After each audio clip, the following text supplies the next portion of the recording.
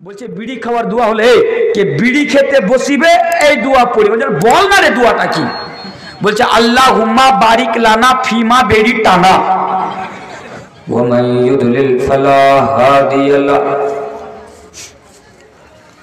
ওয়া আশহাদু আল্লা ইলাহা ইল্লাল্লাহু ওয়াহদাহু লা শারীকা লাহু ওয়া আশহাদু আন্না মুহাম্মাদান আবদুহু ওয়া রাসূলুহু या अय्युहल्लज़ीना आमनुत्तकुल्लाहा हक्का तुकातिही वला तमूतुन्ना इल्ला व अंतुम मुस्लिमून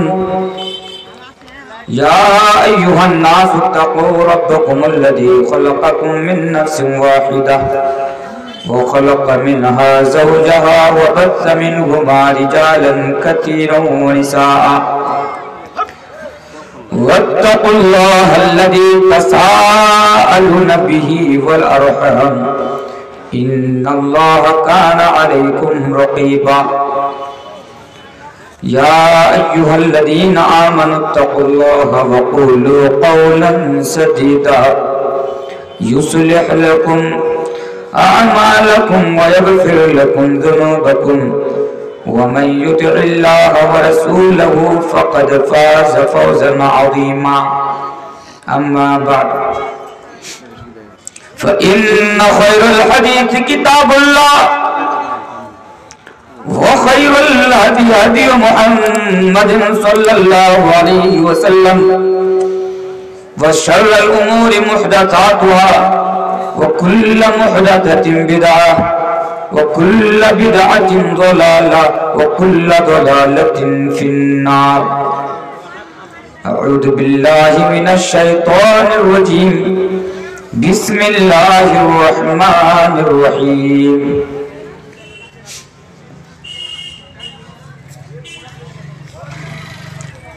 या बुनय्य इन्नहा इन तकु मिथक़ाल हब्बतिन मिन खरदलिन फतकुन फी सखरतिन औ फिस समावाति औ फिल अर्दि याति बिहल्लाह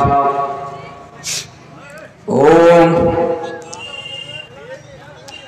ओम भूर्भुवस्सुः तत्सवितुर्वरेण्यं भर्गो धीमहि धियो यो न प्रचोदयात्। गायत्री मंत्र। स्टेज पर तशरीफ फरमा हुए मुअज़्ज़ज़ सदर इजलास, वो स्टेज पर तशरीफ फरमा हुए इस इलाका के मायनाज मुअज़्ज़ज़ व मुवक्किर उलमाए दीन खुर्रा और उसके चारों अतराफ व अकनाफ से आए हुए बुजुर्गों, दीनी व मिली भाइयों, पर्दानशीं मिली माएँ और बहनें, मोहतरम सामिईन व हाज़रीन जलसा, रात काफ़ी हो चुकी है,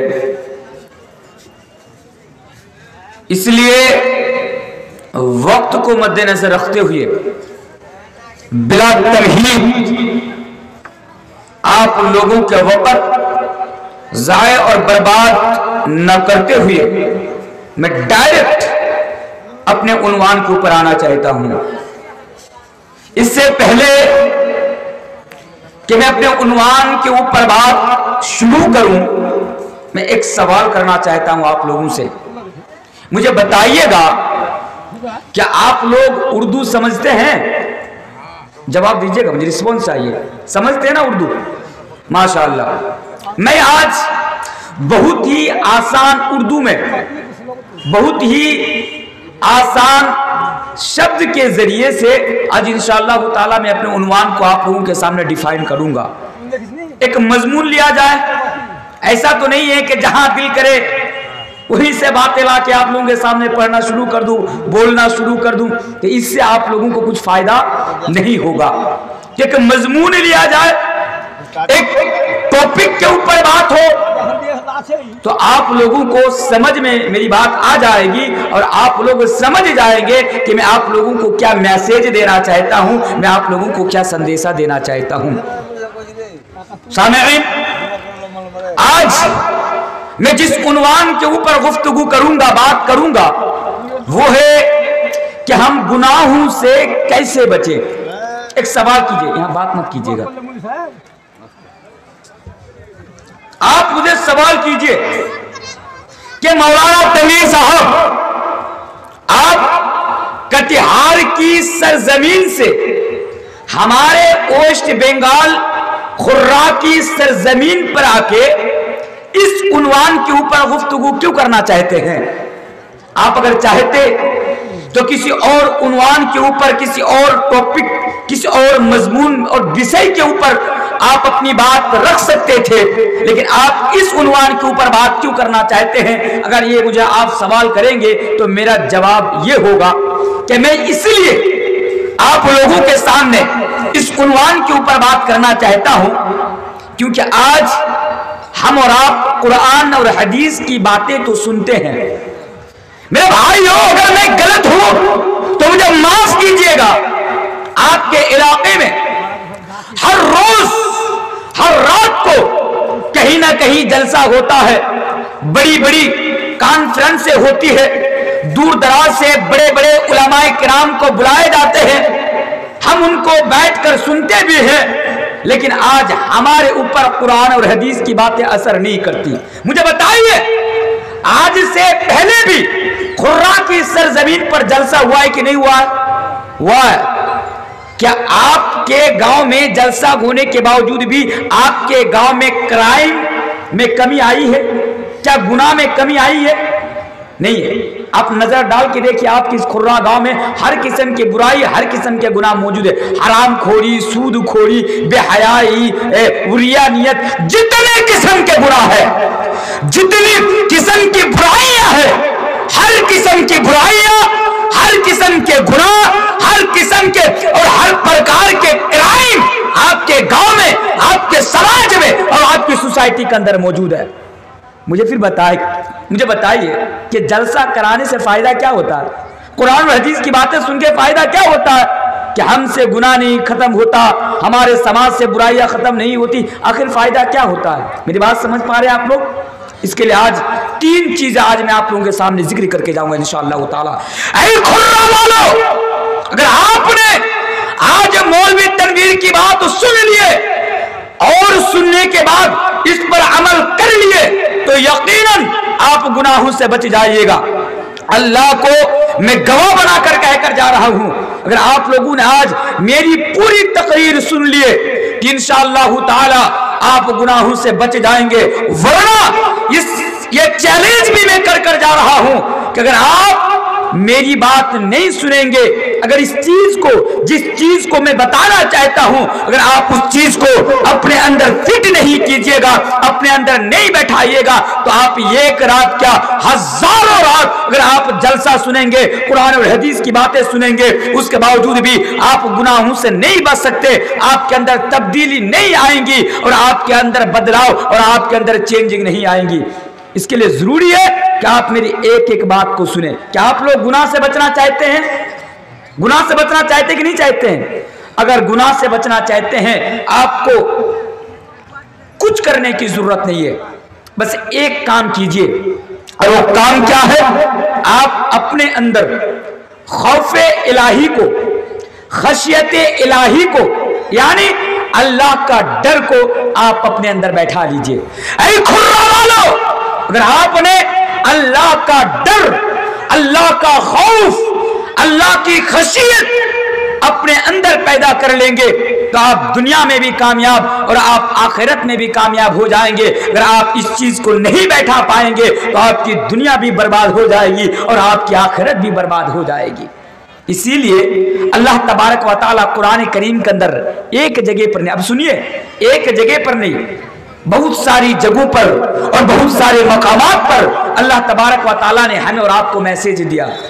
ऐ लोगों, ऐ मेरे बंदो, ऐ खुर्रा वालों, अल्लाह तबारक व तआला कुरान करीम के अंदर बार बार हमें और आपको ये मैसेज दे रहा है कि है मेरे बंदो, अगर तुम दुनिया के अंदर गुनाहों से बचना चाहते हो, अगर तुम दुनिया के अंदर बुराई से बचना चाहते हो, गलत कामों से बचना चाहते हो, तो तुम अपने अंदर मेरा डर पैदा कर लो, तुम अपने अंदर मेरा खौफ पैदा कर लो, तुम अपने अंदर खशियत पैदा कर लो।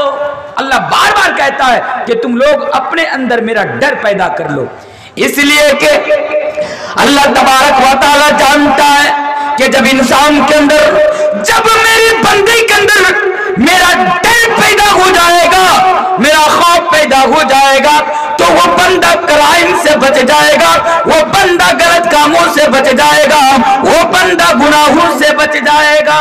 इसलिए अल्लाह तबारक व तआला कुरान करीम के अंदर एक जगह पर नहीं, बहुत सारी जगहों पर और बहुत सारे मकामात पर फरमाता है कि ऐ लोगों, तुम लोग मेरा डर अपने अंदर पैदा कर लो। देखिए, सबसे पहले हमसे और आपसे ये मैसेज दिया जा रहा है, मोमिनों से ये मैसेज दिया जा रहा है। क्या कहा जा रहा है?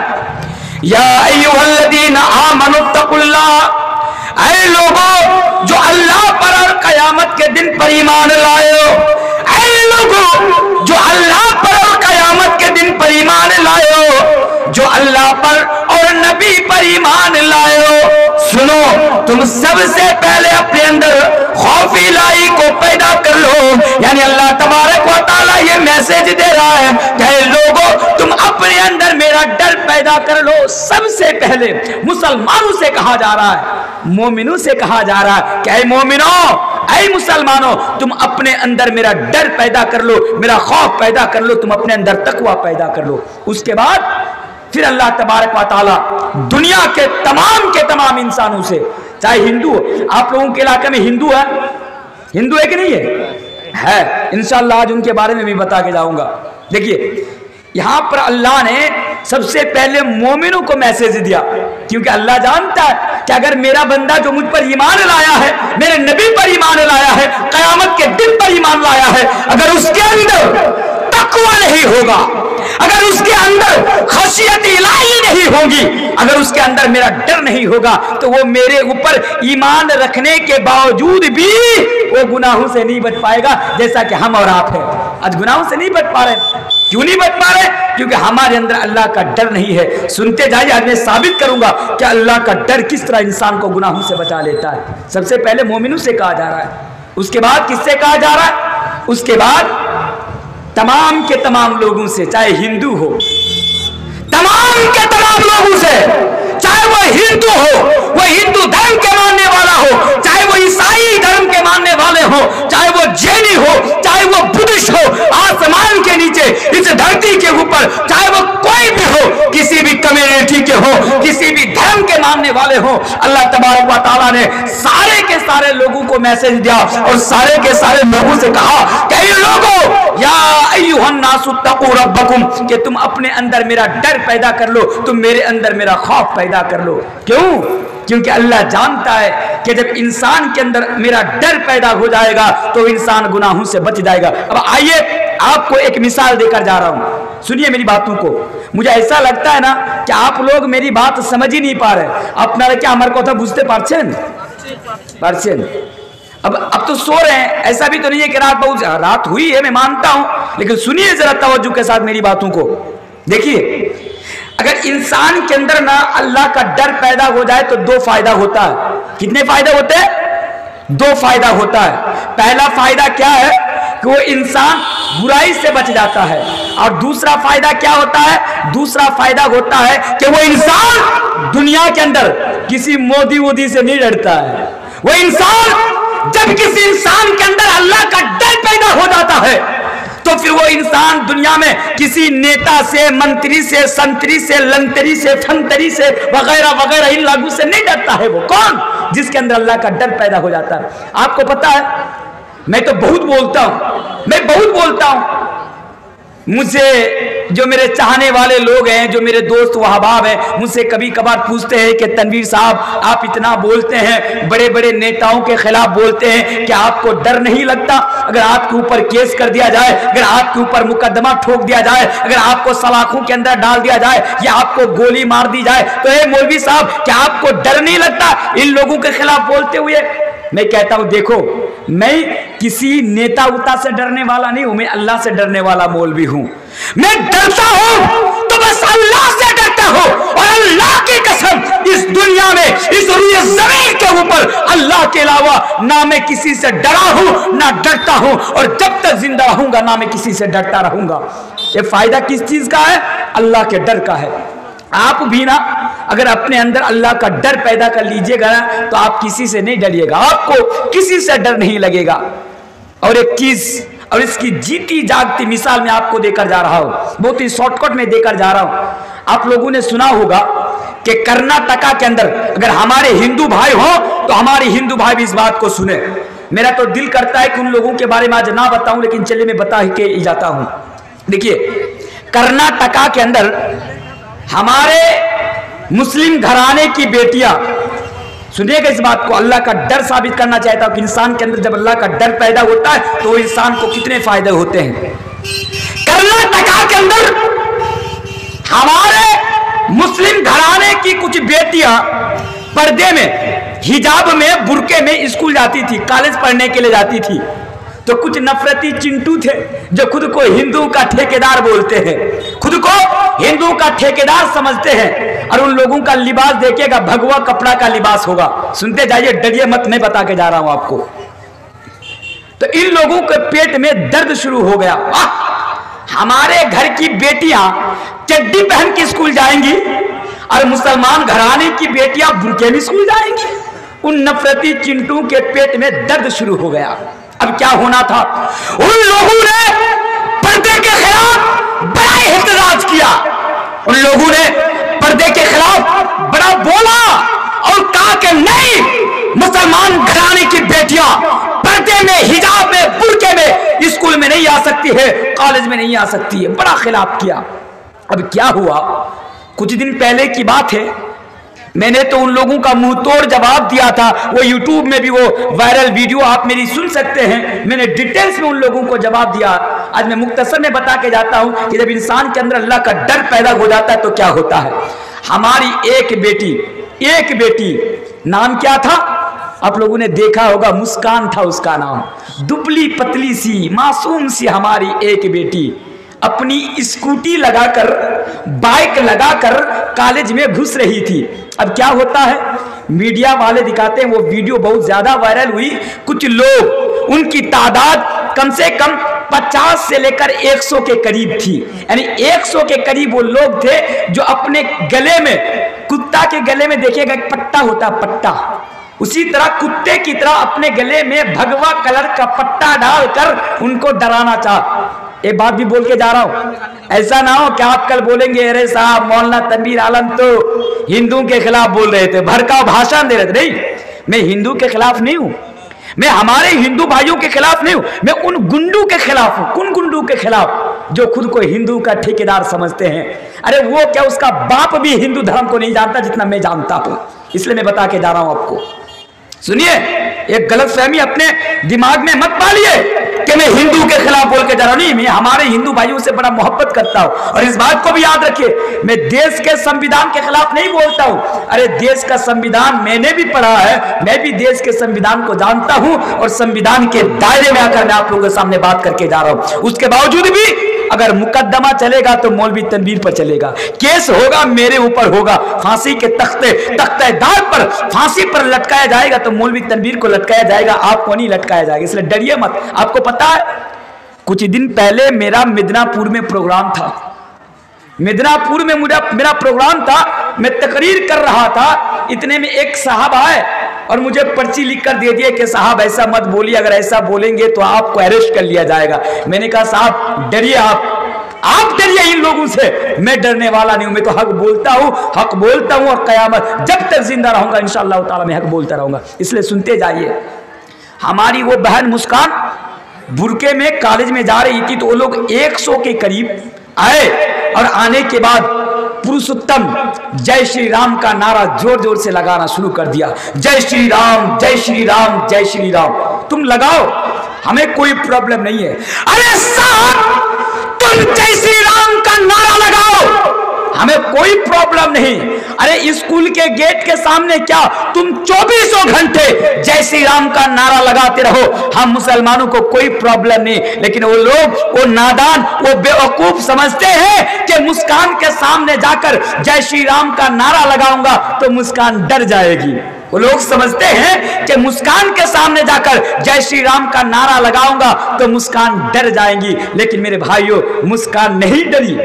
वो लोग 100 के करीब थे, सारे के सारे अपनी गर्दन पर और गले में भगवा कपड़ा लटकाए हुआ जय श्री राम का नारा लगाते हुए उसके सामने बढ़ता है। लेकिन हमारी एक बेटी उन लोगों से नहीं डरती है, बल्कि उन लोगों के मुकाबला में उन लोगों को जवाब देते हुए वो मुस्कान कहती है अल्लाहु अकबर, अल्लाहु अकबर, अल्लाहु अकबर। यानी वो मुस्कान 3 मरतबा नारा लगाती है और कहती है कि ऐ कुत्तों सुनो, ऐ नामर्दों की औलादो, ऐ नामर्दों की फौज सुनो, हम मुसलमान घराने की बेटी है, हम मुसलमान घराने की बेटी है, हम मुसलमान घराने की शहजादी है। कुत्तों के नारों लगाने से मुसलमान घराने की शेरनियां डरा नहीं करती है। बात समझ में आ रही है? यह होता है अल्लाह का डर। मुस्कान से पूछा गया, अरे मुस्कान, जब वो भीड़ तुम्हारे सामने आई तो क्या तुमको डर नहीं लगा? मुस्कान ने कहा नहीं, मैं तो अल्लाह से डरने वाली हूं, मैं अल्लाह से डरती हूं। ये होती है जीती जागती मिसाल। किससे डर रहे हैं? इन लोगों से। कौन है इन लोगों से डर रहे हैं? साहब, इनकी सरकार आ गई, इनकी सरकार आ गई, इनकी सरकार। अरे मुसलमानों, तुम तो अल्लाह से डरने वाले थे, इन नेताओं से, चमचों से डरने वाले कब से बन गए? डरना है तो किससे डरना है? अल्लाह से डरना है। यही चीज का पैगाम मैं आपको देकर जा रहा हूं कि आप अपने अंदर अल्लाह का डर और आप अपने अंदर अल्लाह का खौफ पैदा कर लीजिए। आइए यहां पर एक चीज की और वजाहत कर देता हूं। ये लोग कौन है? अगर मेरी बात मेरे हिंदू भाइयों के कानों तक पहुंच रही है, मैं हमारे हिंदू भाइयों से कहना चाहता हूं, मैं हमारे हिंदू भाइयों से बताना चाहता हूं, याद रखिएगा, हिंदू धर्म बड़ा प्यारा धर्म है, हिंदू धर्म बड़ा अच्छा धर्म है। अरे हिंदू धर्म किसी बेटी को डराने की तालीम नहीं देता, हिंदू धर्म किसी मुसलमानों पर जुल्म करने की तालीम नहीं देता, हिंदू धर्म जय श्री राम का नारा लगाकर किसी मुसलमान की गर्दन काटने की तालीम नहीं देता। फिर वो लोग कौन है कि आज हिंदू का लिबादा ओढ़कर, आज ये लोग कौन है जो हिंदू का नाम लेकर, आज ये लोग कौन है जो जय श्री राम का नारा लगाकर आज मुसलमान घराने की बेटियों को डराते हैं? ये लोग कौन है जो जय श्री राम का नारा लगाकर मुसलमानों की गर्दनें काटते हैं? ये लोग कौन है जो मुसलमानों की दाढ़ियां पकड़कर मुसलमानों को जय श्री राम का नारा लगाने पर मजबूर करते हैं? ये लोग कौन है? मैं आपसे पूछना चाहता हूं, मैं हिंदू भाइयों से पूछना चाहता हूं, बताइए ये लोग कौन है? ये लोग किस धर्म के मानने वाले? क्या हिंदू धर्म के मानने वाले?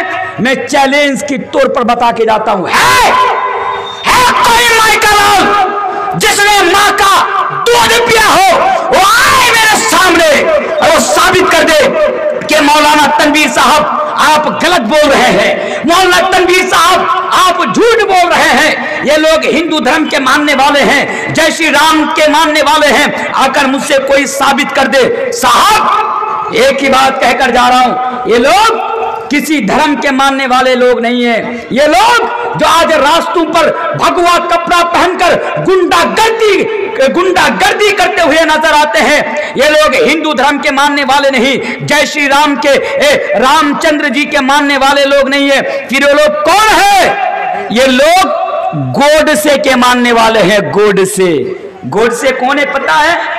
गोडसे हमारे इस भारत का सबसे पहला आतंकवाद, सबसे पहला दहशतगर्द, जिसने महात्मा गांधी जी को गोलियां मारकर कत्ल किया था, इनके मानने वाले हैं। मेरे भाइयों, हमारे हिंदू भाइयों से भी मैं कहना चाहता हूं, अरे हमारे भाइयों, अरे आपका धर्म तो बड़ा प्यारा धर्म है। अरे रामचंद्र जी तो बड़ा महान इंसान थे। अरे रामचंद्र जी ने रावण का वध इसलिए किया था, पढ़ो रामायण उठाकर, तुमको पता चलेगा कि रामचंद्र जी तो वो कि जिसने सीता का रावण का वध इसलिए किया था क्योंकि रावण ने सीता जी का अपमान किया था, जिसकी वजह से रामचंद्र जी ने रावण का वध किया था। और आज तुम लोग नालायकों, कमीनों, आज तुम लोग उसी रामचंद्र जी का नाम लेकर तुम उनको डराते हो, आज उन्हीं रामचंद्र जी का नाम लेकर तुम औरतों पर जुल्म करते हो। तुम्हें तो शर्म आनी चाहिए।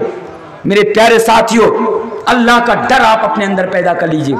आइए, अल्लाह तबारक व तआला बार बार हमसे और आपसे ये मैसेज दे रहा है, ऐ खुर्रा के नौजवानों, ऐ खुर्रा के मुसलमानों, तुम अपने अंदर मेरा डर पैदा कर लो, तुम अपने अंदर मेरा खौफ पैदा कर लो। जब तुम्हारे अंदर मेरा डर पैदा हो जाएगा, जब तुम्हारे अंदर मेरा खौफ पैदा हो जाएगा, तो तुम दुनिया में निडर हो जाओगे, तुम दुनिया में किसी इंसान से नहीं डरोगे, तुम दुनिया में किसी इंसान से नहीं डरोगे। आगे आइए, इसी चीज की तालीम, इसी चीज का मैसेज हमारे प्यारे नबी जनाब मोहम्मद रसूलुल्लाह पर ये सल्लल्लाहु अलैहि वसल्लम भी दे रहे हैं। इब्ने माजा की सही हदीस है, अल्लाह के प्यारे नबी जनाब मोहम्मद रसूलुल्लाह सल्लल्लाहु अलैहि वसल्लम फरमाते हैं कि लोगों, हज्जतुल विदा के मौके पर अल्लाह के नबी अपनी सवारी के ऊपर बैठे हुए, अपनी ऊँटनी के ऊपर बैठे हुए नबी के सामने 1000 नहीं, 2000 नहीं, 3000 नहीं, बल्कि एक रिवायत के मुताबिक नबी के सामने 1 लाख सहाबा किराम मौजूद है, और दूसरी रिवायत के मुताबिक नबी के सामने 1,25,000 सहाबा मौजूद है। हज्जतुल विदा के मौके पर नबी के सामने 1,25,000 सहाबा किराम मौजूद है। 1,25,000 सहाबा किराम का मजमा है, और अल्लाह के नबी फरमाते हैं अला तस्माउन, क्या तुम लोग मुझे सुनते हो? क्या तुम लोगों के कानों तक मेरी आवाज पहुंच रही है? उसके बाद अल्लाह के नबी ने 3 मरतबा फरमाया था। क्या फरमाया था? अला लअल्लकुम ला तरौनी बाद आमिकुम हादा, अला लअल्लकुम ला तरौनी बाद आमिकुम हादा, अला लअल्लकुम ला तरौनी बाद आमिकुम हादा। कहे मेरे सहाबा, ऐ मेरे साथी, मेरी बातों को सुनो। हो सकता है कि आइंदा साल में तुम लोगों से मिल ना सकूं, हो सकता है कि आइंदा साल में तुम लोगों से मुलाकात ना कर सकूं। यानी नबी उस मौके पर अपने साथियों को, अपने सहाबा को जिस चीज की तालीम दे रहे थे, वो तालीम ये थी कि इत्तक़िल्लाह, अपने अल्लाह से डरते रहना।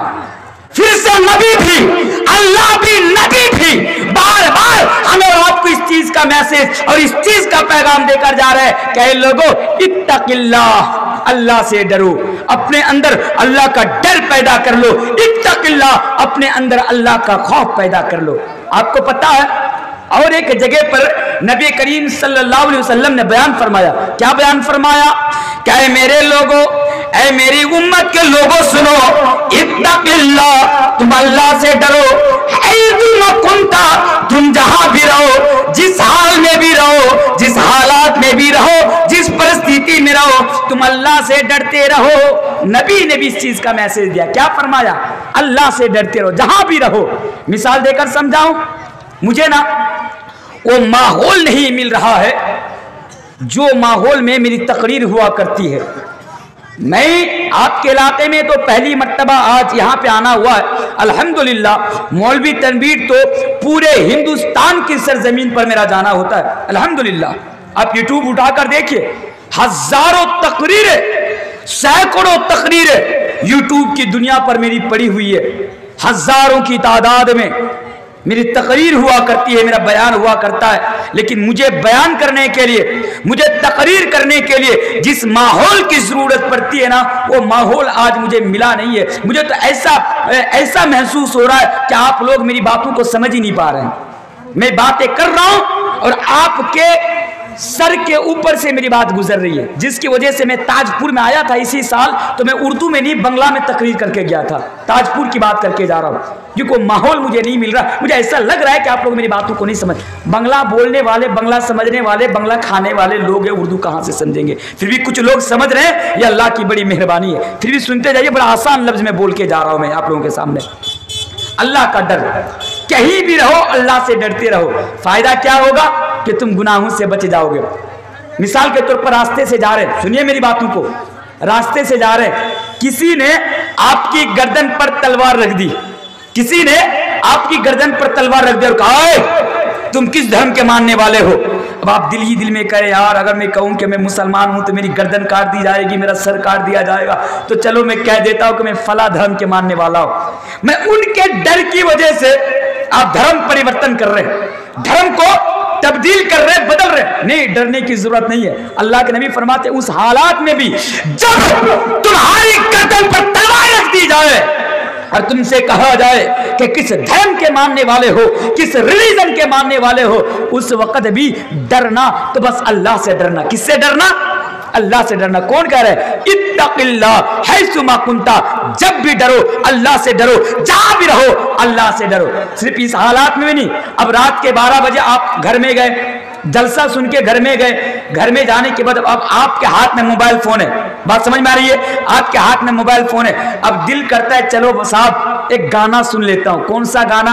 ना तो बादाम बादाम दादा कांचा बादाम আমার কাছে নাই গো বুবু ভাজা বাদাম, শুধু পাবেন কাঁচাই বাদাম। अब दिल कर रहा है साहब चलो एक गाना सुन लेता हूं। अल्लाह के नबी फरमाते हैं रात के 12 बजे गाना सुनते वक्त अगर डरो तो बस अल्लाह से डरो।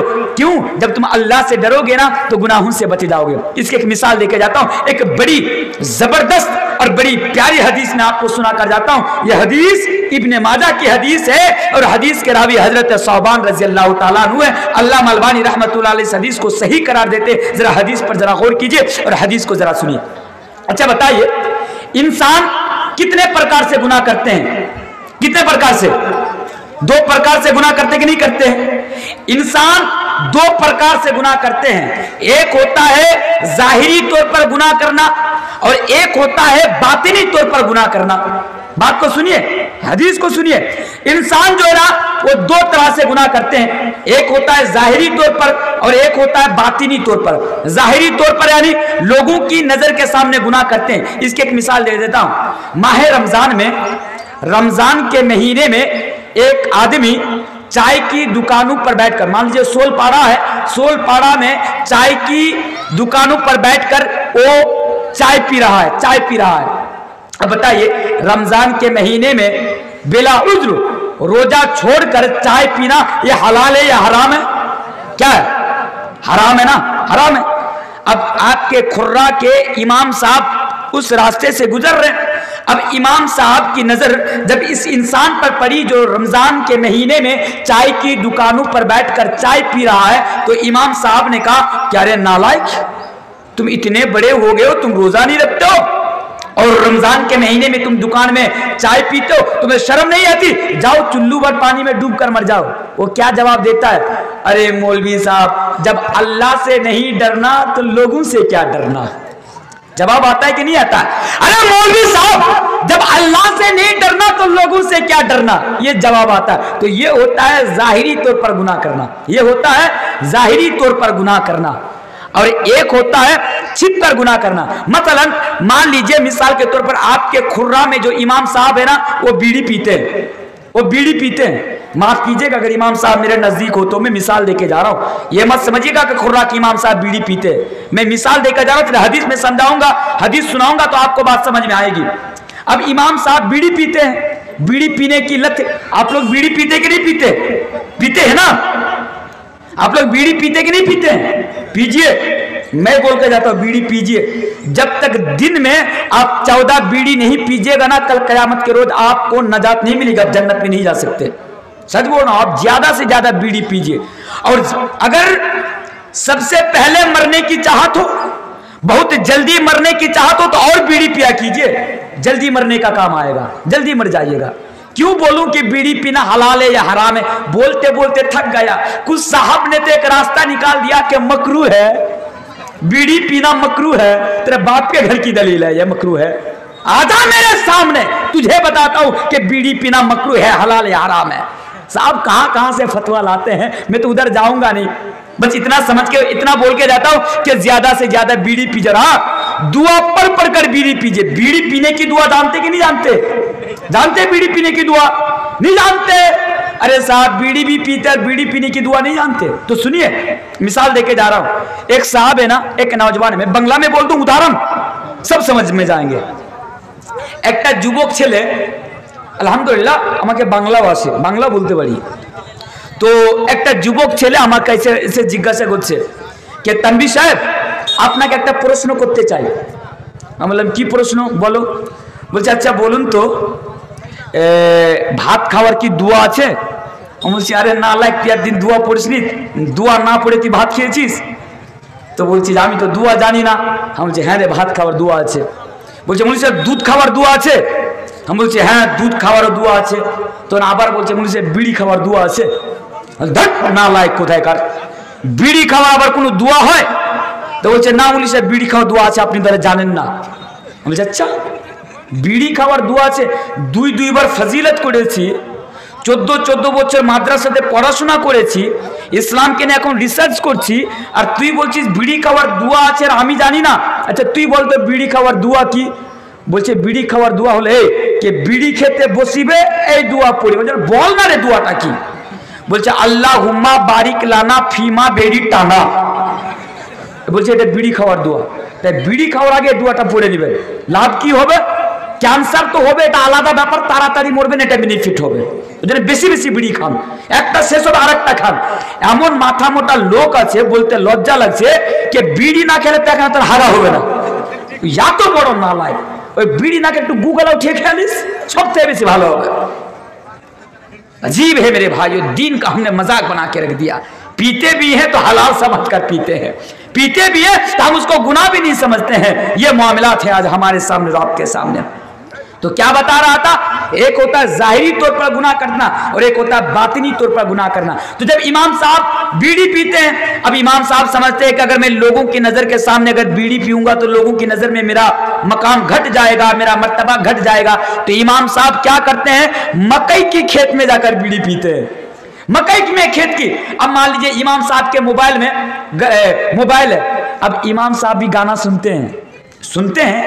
अब इमाम साहब बोलते हैं कि मैं तो गांव का इमाम साहब हूं, अगर मैं गाना सुनूंगा लोगों के सामने तो लोग तो मुझे बुरा कहेंगे, लोग तो मुझे मस्जिद से निकाल देंगे। तो इमाम साहब ईशा की नमाज पढ़ाकर जब घर में सोने के लिए जाते हैं तो वही इमाम साहब गाना सुनना लगते हैं। अजीब अजीब गाने हैं, बादाम बादाम हैं और पुदीना पुदीना ले ले पुदीना, अजीब अजीब के गाने हैं। डीजे वाले बाबू मेरा गाना बजा दे, अजीब अजीब किस्म के गाने हैं। अब इमाम साहब सुनने लगते हैं। मेरे भाइयों अब हदीस सुनते जाइए। हदीस इस तरह, इब्ने माजा की सही हदीस है। अल्लाह के प्यारे रसूल जनाब मोहम्मद रसूलुल्लाह सल्लल्लाहु अलैहि वसल्लम बयान फरमाते हैं, ऐ लोगों कल क़यामत के रोज मेरी उम्मतों में से कुछ लोग ऐसे आएंगे जिनके पास नेकियां ही नेकियां होंगी। ऐ लोगों जिनके नामा-ए-अमाल में, जिनके रजिस्टर में बस नेकियां ही नेकियां होंगी। हदीस के अल्फाज है, वो तिहामा पहाड़ के बराबर नेकियां लेकर आएंगे। लेकिन अल्लाह के नबी फरमाते हैं कि कल क़यामत के रोज उनकी तमाम की तमाम नेकियां बर्बाद कर दी जाएंगी, यानी उनकी तमाम की तमाम नेकियां ज़ाया कर दी जाएंगी। हदीस को फिर से सुनिए, मैं बार बार इसलिए बोलकर जा रहा हूं ताकि आपको समझ में आ जाए मेरी बात। नबी फरमाते हैं कल क़यामत के रोज मेरी उम्मतों में से कुछ लोग ऐसे आएंगे जिनके नामा-ए-अमाल में बस नेकियां ही नेकियां होंगी। वो तिहामा पहाड़ की बराबर नेकियां लेकर आएंगे, लेकिन कल क़यामत के रोज उनकी नेकियां उनको जहन्नम से बचा नहीं पाएंगी, उनकी नेकियां उनको अल्लाह के अज़ाब से बचा नहीं पाएंगी, उनकी नेकियां उनको जहन्नम की आग से बचा नहीं पाएंगी। हजरत सौबान वहां पर मौजूद, हजरत सौबान रज़ी अल्लाह ताला अन्हु सवाल करते हैं, या रसूल अल्लाह, अल्लाह के रसूल वो कौन से बदनसीब लोग हैं, वो कौन से बदनसीब लोग हैं जो कल क़यामत के रोज इतनी सारी नेकियां लेकर आएगा, तिहामा पहाड़ के बराबर नेकियां लेकर आएगा, उसके बावजूद भी उनकी नेकियां उनको जन्नत तक नहीं ले जा पाएंगी, उनकी नेकियां उनको अल्लाह के अज़ाब से नहीं बचा पाएंगी। तो अल्लाह के नबी ने फरमाया वो लोग होंगे जिनकी नेकियां बर्बाद कर दी जाएंगी कि लोगों की नजर में नमाज भी पढ़ता था। सुनिए हदीस को, बड़ी इंपॉर्टेंट हदीस है, इब्ने माजा की बिल्कुल सही हदीस है। अल्लाह के नबी फरमाते हैं वो नमाज भी पढ़ता था, वो रोजा भी रखता था, वो ज़कात भी देता था, वो हाजी साहब भी था, वो हज कर भी आया था। वो लोगों के सामने जब रहता था तो अच्छा काम क्या करता था, नेकियों का काम क्या करता था, वो अमल सोले क्या करता था। लेकिन वही बंदा जब लोगों की नजर से छिप जाता था तो लोगों की नजर से छिप कर बादाम बादाम गाना सुना करता था। अल्लाह के नबी फरमाएंगे कि वो लोगों की नजर में अच्छा काम करता था, लेकिन जब तन्हाइयों में जाता था तो गलत कामों से नहीं बचता था। ऐसे लोग कल कयामत के रोज इनकी तमाम की तमाम नेकियां बर्बाद कर दी जाएंगी, ऐसे लोगों की तमाम नेकियां जाय कर दी जाएगी। बात समझ में आ रही है? बात को जरा सुनिए मेरे भाइयों। आज कितने नौजवान हैं, कितने नौजवान हैं आज रात में 12 बजे क्या करते हैं? लड़कियों से वीडियो कॉलिंग में बात करते हैं। अरे नौजवान सुन, रात में जो वीडियो कॉलिंग में बात करता है ना, ऐसा करने से कल कयामत के रोज तू तो पकड़ा जाएगा, ये अलग मसला है, लेकिन कल कयामत के रोज ऐसा करने से तुम्हारी सारी की सारी नेकियां जाये हो जाएंगी और बर्बाद हो जाएंगी। कौन कह रहे हैं? मेरे नबी कह रहे हैं। इसलिए अल्लाह का डर आप अपने अंदर पैदा करो। अरे जिस तरह लोगों के सामने गुनाह करने से बचते हो, उसी तरह तन्हाइयों में भी गुनाह करने से बच जाओ। तन्हाइयों का गुनाह बड़ा खतरनाक गुनाह हुआ करता है मेरे भाइयों। तन्हाइयों का गुनाह आपके नेकियों को खत्म कर देता है, आपकी नेकियों को बर्बाद कर देता है। इसलिए मैं आपसे कहता हूं कि अल्लाह का डर आप अपने अंदर पैदा कीजिए। जब भी गलत काम करने का दिल करे, अगर मैं काम करूंगा तो अल्लाह की नजर में पकड़ा जाऊंगा और कल कयामत के रोज इसका जवाब मुझे देना पड़ेगा। आइए हजरत लुकमान की जिंदगी पर भी नजर डालते हैं। हजरत लुकमान कौन थे? हजरत लुकमान पता है हजरत लुकमान कौन थे? एक आदमी मुझे बता सकते हैं कौन थे हजरत लुकमान अलैहिस्सलाम? बड़ा इख्तिलाफात है हजरत लुकमान को लेकर। कोई कहते हैं नबी थे, कोई कहते नहीं वो अल्लाह के वली थे। चलिए कुछ भी हो, नबी थे या वली थे, कुछ भी हो, लेकिन देखिए हजरत लुकमान अपने बेटे को क्या वसीयत करते हैं। हजरत लुकमान अपने बेटे को समझाते हैं, खुर्रा वालों, बच्चा पैदा करके छोड़ देते हो, जाओ रास्ते में रहो, घूमो। बच्चा पैदा करना कमाल नहीं है, एक अच्छा बाप बनना कमाल की बात है। बच्चा तो सब पैदा कर सकता है, लेकिन एक अच्छा बाप सब कोई नहीं बन सकता। इसलिए बाप बनना चाहते हो तो किसकी तरह बनो? हजरत लुकमान अलैहिस्सलाम की तरह बनो कि हजरत लुकमान अलैहिस्सलाम अपने बेटे को तालीम दे रहे। किसको तालीम दे रहे? अपने बेटे को तालीम दे रहे, इसी चीज की तालीम दे रहे। ऐ मेरे बेटे, या बुनैया इन्नहा इन तकु मिस्काल हब्बतिन मिन खरदलिन फतकुन फी सखरतिन औ फी समावाति औ फिल अर्दि याति बिहल्लाह।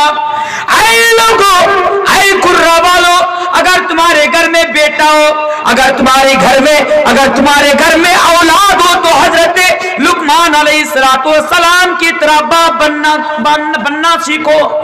हजरत लुकमान अपने बेटे से वसीयत करते हैं, ऐ मेरे बेटे, या बुनैया इन्नहा इन तकु मिस्काल हब्बतिन मिन खरदलिन फतकुन फी सकरतिन औ फी समावाति औ फिल अर्दि याति बिहल्लाह। ऐ मेरे बेटे, आसमां के नीचे, जमीन के नीचे, किसी चट्टान के नीचे, किसी पत्थर के नीचे अगर एक राय के दाने के बराबर भी कोई चीज पड़ी होगी, अगर एक राय के दाने के बराबर भी कोई चीज छिपी होगी, तो वो चीज अल्लाह की नजर से, अल्लाह की पकड़ से छिप नहीं सकती।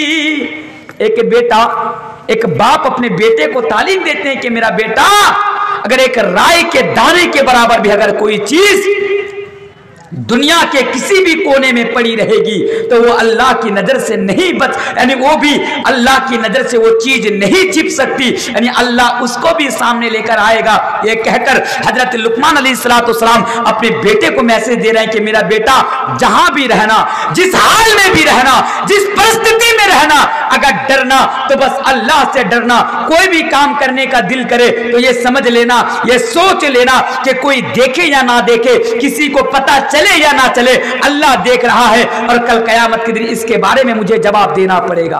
मेरे भाइयों, आप अपने बेटे को समझाते हैं? ऐसा नहीं समझाते हैं।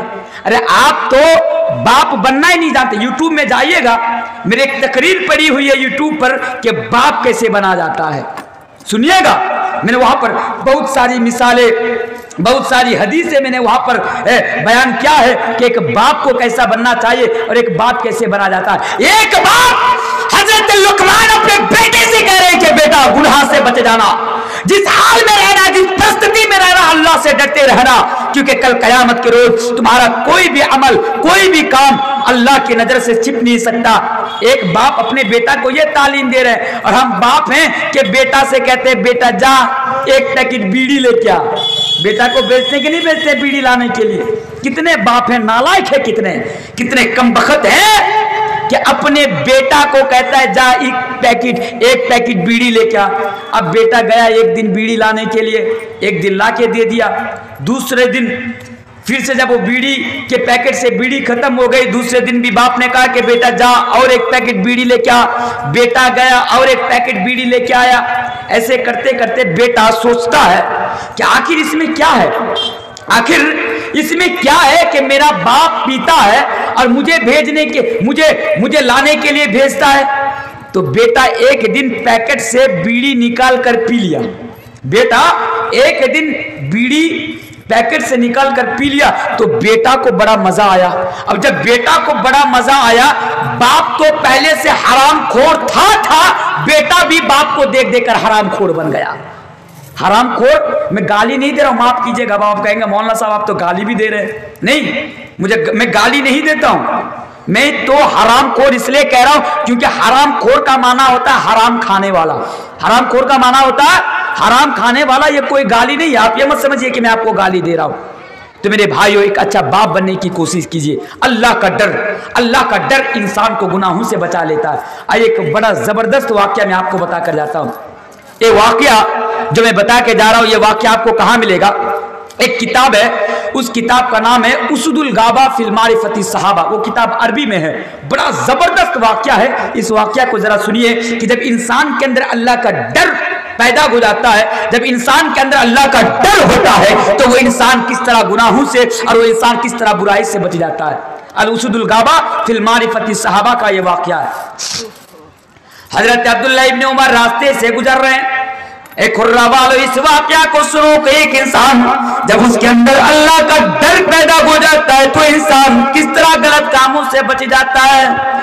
हजरत अब्दुल्लाह इब्ने उमर रास्ते से जा रहे हैं, जाते जाते सामने में एक बहुत बड़ा जंगल दिखाई देता है। हजरत अब्दुल्लाह इब्ने उमर उस जंगल के अंदर प्रवेश कर जाते हैं, उस जंगल के अंदर घुस जाते हैं, दाखिल हो जाते हैं। उसदुल गाबा का वाकया है।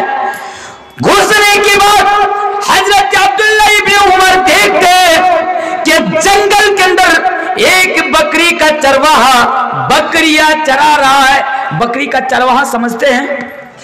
जरा छागोल चौराई। हजरत अब्दुल्लाह इब्ने उमर क्या देखते हैं कि एक नौजवान कुछ बकरियों को चरा रहा है।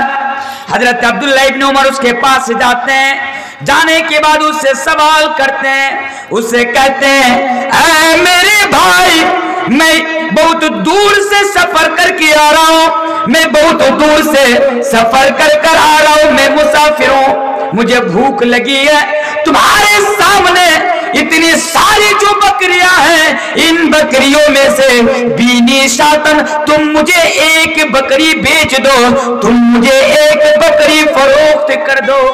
हजरत अब्दुल्लाह इब्न उमर जब कहते हैं कि तुम मुझे एक बकरी भेज दो, तुम मुझे एक बकरी फरोख्त कर दो, वो नौजवान जो जंगल में बकरियां चरा रहा था उसने जवाब दिया ऐ अजनबी, मैं आपको नहीं जानता, ऐ अजनबी मैं आपको नहीं पहचानता, आप मेरे नजदीक बिल्कुल अननोन पर्सन हो। बंगला में जिनको हम और आप वो परिचित बोलते हैं, यानी मैं आपको नहीं जानता, नहीं पहचानता। आप ये कह रहे हो कि मैं इन बकरियों में से एक बकरी में आपको फरोख्त कर दूं, इन बकरियों में से मैं एक बकरी आपको बेच दूं, तो सुनो अल्लाह की कसम, इन बकरियों का मालिक मैं नहीं हूं और इन बकरियों में से मैं एक बकरी भी तुम्हें फरोख्त नहीं कर सकता हूं, मैं एक बकरी भी तुम्हें बेच नहीं सकता हूं, एक बकरी भी तुम्हें बेच नहीं सकता हूं। हजरत अब्दुल्लाह इब्न उमर ने कहा अरे साहब जुगाड़ देना। जुगाड़ समझते हैं? जुगाड़ किसे कहते समझते हैं? नहीं समझते। आइए एक मिसाल दे देता हूं। आप लोग बड़ा भोला भाला इंसान है, आप लोग इशारा समझते नहीं है। आइए मैं एक मिसाल दे देता हूं कि जुगाड़ किसे कहते हैं। आपके गांव में एक साहब है जो अपने लड़के की शादी में जहेज लेता है। जहेज का माना, जहेज ये उर्दू है, बंगला में जिसको आप लोग बोलते हैं पोन डिमांड, इसको जहेज बोलते हैं। तो एक साहब है, जहेज लेते हैं। एक आदमी गया, मौलवी साहब गए, कहता है अरे साहब जहेज लेना इस्लाम में बिल्कुल हराम है। जहेज लेना, पोन लेना, डिमांड लेना, ये इस्लाम में बिल्कुल हराम है। आप समझ लीजिएगा कि आपके खुर्रा में अगर कोई, सुनते जाइए, समझ लीजिएगा कि खुर्रा में जो इंसान अपने बेटे की शादी में, अपने लड़के की शादी में पोन लेता है, जहेज लेता है, डिमांड लेता है, वो खुर्रा का सबसे नंबर 1 भिखारी है। मैं भिखारी बता के जाता हूं, समझ लेना। अगर आप भी लिए तो आप भी नंबर 1 भिखारी है। भिखारी है आप, कि वही है जो भिखारी है, वही अपने लड़के की शादी में और निकाह में वो डिमांड लेते हैं, जहेज लेते हैं। मैं बात नहीं करूंगा, मैं जुगाड़ की बात कर रहा हूं। हजरत अब्दुल्लाह इब्न उमर उसको जुगाड़ दे रहे, किस तरह अब डिमांड ले रहे हैं। इमाम साहब ने कहा कि अरे साहब वला ताकुलू अमवालकुम बैनकुम बिल बातिल, बातिल तरीके से माल खाना ये तमाम के तमाम इस्लाम के अंदर हराम है। आप कई को डिमांड लेते हैं, जहेज लेते हैं, पोन लेते हैं। तो जवाब आता है मौलवी साहब अब मुझे मना करते हैं, फला गांव में तो मौलवी साहब ने अपने लड़की की शादी में जहेज लिया। देखिए जुगाड़ तलाशते हैं, जुगाड़ तलाशते नहीं तलाशते जुगाड़। तो उसी तरह हजरत अब्दुल्लाह इब्न उमर उसको जुगाड़ दे रहे हैं। क्या जुगाड़ दे रहे हैं? ए अजनबी, नौजवान, तुम एक बकरी मुझे बेच दो, एक बकरी मुझे फरोख्त कर दो, और जब तुम अपने घर में जाओगे तुम्हारा मालिक तुमसे सवाल करेगा, तुम्हारा मालिक तुमसे पूछेगा, तुम्हारा मालिक तुमसे आस्क करेगा कि बताओ एक बकरी कहाँ चली गई। तो तुम अपने मालिक से जवाब दे देना, तुम अपने मालिक से कह देना कि आज जंगल के अंदर एक भेड़िया आया था, आज जंगल के अंदर एक चीर फाड़ खाने वाला दरिंदा आया था, और उसने एक बकरी निगल कर चला गया, उसने एक बकरी खाकर चला गया। जुगाड़ दे रहा हूं उसको कि झूठ बोल देना अपने मालिक से। अब वो नौजवान जवाब देता है कि अजनबी शख्स, मैं आपको जानता नहीं, मैं आपको पहचानता नहीं, चलो मैंने मान लिया, आपकी बात को स्वीकार कर लिया, आपकी बात को तस्लीम कर लिया, और मैंने आपको एक बकरी दे दिया। मैं घर में गया, मेरा मालिक मुझसे सवाल किया, मैं घर में गया, मेरा मालिक मुझसे पूछा, मैं घर में गया, मेरा मालिक मुझसे आस्क किया कि बताओ एक बकरी कहाँ चली गई। मैंने मालिक से कह दिया कि आज जंगल में एक जानवर आया था, आज जंगल में एक भेड़िया आया था, और वो एक बकरी खाकर चला गया, एक बकरी निकल कर चला गया। हो सकता है कि मेरा मालिक मेरी बातों का यकीन कर ले, हो सकता है कि मेरा मालिक मेरी बातों का भरोसा कर ले, मेरी बातों का बिलीव कर ले, एतबार कर ले, मेरी बातों को मान जाए। लेकिन मुझे बताओ, मैं दुनिया में अपने मालिक से झूठ बोलकर बच गया। ऐ अजनबी बताओ कि मैं दुनिया में अपने मालिक से झूठ बोलकर बच गया, मैं झूठ बोलकर निकल गया, लेकिन कल कयामत के रोज मैदान महशर में ना बाप बेटा का काम आएगा, ना बेटा बाप का काम आएगा, ना बेटी माँ का काम आएगी, ना माँ बेटी का काम आएगी। यौमा यफिरुल मर्उ मिन अखीही व उम्मिही व अबीही व साहिबतिही व बनिही। जिस दिन कोई किसी का मदद, कोई किसी का पुरसान हाल ना होगा, कोई किसी की मदद करने वाला ना होगा। डे ऑफ जजमेंट यानी हिसाब किताब का दिन होगा, बदले का दिन होगा।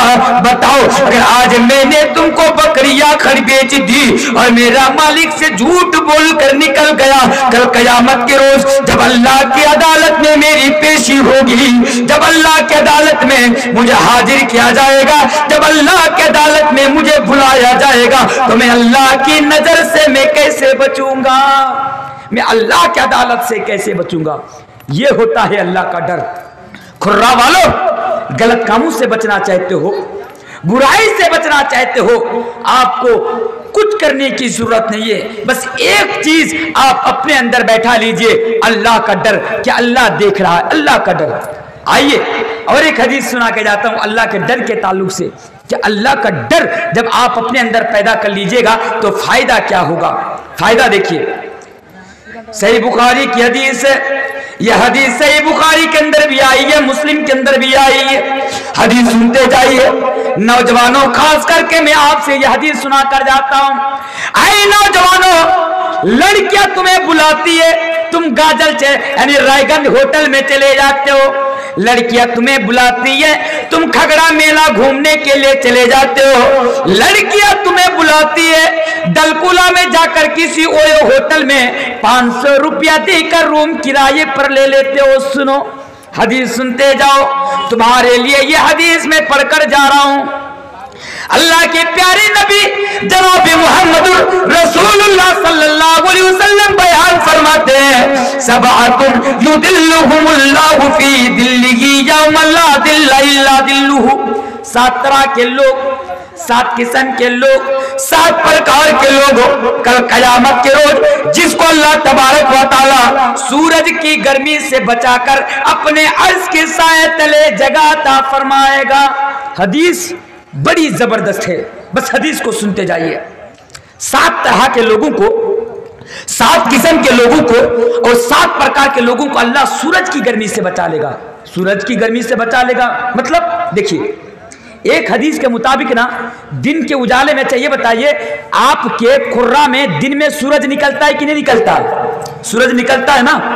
ऐसा तो नहीं है कि खुर्रा में सूरज नहीं निकलता है, सिर्फ हमारे कटिहार में सूरज निकलता है। देखिए, दिन के उजाले में आप देखिएगा आपके सर के ऊपर जो सूरज है ना, ये सूरज आपसे लाखों मील की दूरी पर है, करोड़ों मील की दूरी पर और करोड़ों मील की मुसाफत पर है। लेकिन कल कयामत के रोज एक हदीस के मुताबिक 1 मील की दूरी पर आ जाएगा और दूसरी हदीस के मुताबिक 3 मील की दूरी पर आ जाएगा। यानी अल्लाह के नबी फरमाते हैं कि सूरज बिल्कुल नजदीक आ जाएगा, बिल्कुल करीब आ जाएगा और लोग सूरज की गर्मी से परेशान हो जाएगा। लोग सूरज की गर्मी से और सूरज की तपिश से लोगों का बुरा हाल हो जाएगा। अल्लाह के नबी फरमाते हैं ऐसे हालात पर और ऐसी परिस्थिति और ऐसे मौके पर अल्लाह तबारक व तआला 7 तरह के लोगों को सूरज की गर्मी से बचाकर अपने अर्श के साए तले जगह अता फरमाएगा। उनमें से कौन होगा? अल्लाह के नबी फरमाते हैं तो उन 7 तरह के लोगों में से, उन 7 प्रकार के लोगों में से, उन 7 किस्म के लोगों में से एक प्रकार के लोगों होगा कि दुनिया में मनसब वाली, खूबसूरत, ओहदा वाली, पैसा वाली एक खूबसूरत लड़की उसको दावत गुना दे रही है। एक लड़की कहती है, ए अब्दुल्ला चलो रायगंज चलते हैं, चलो दलकुला चलते हैं।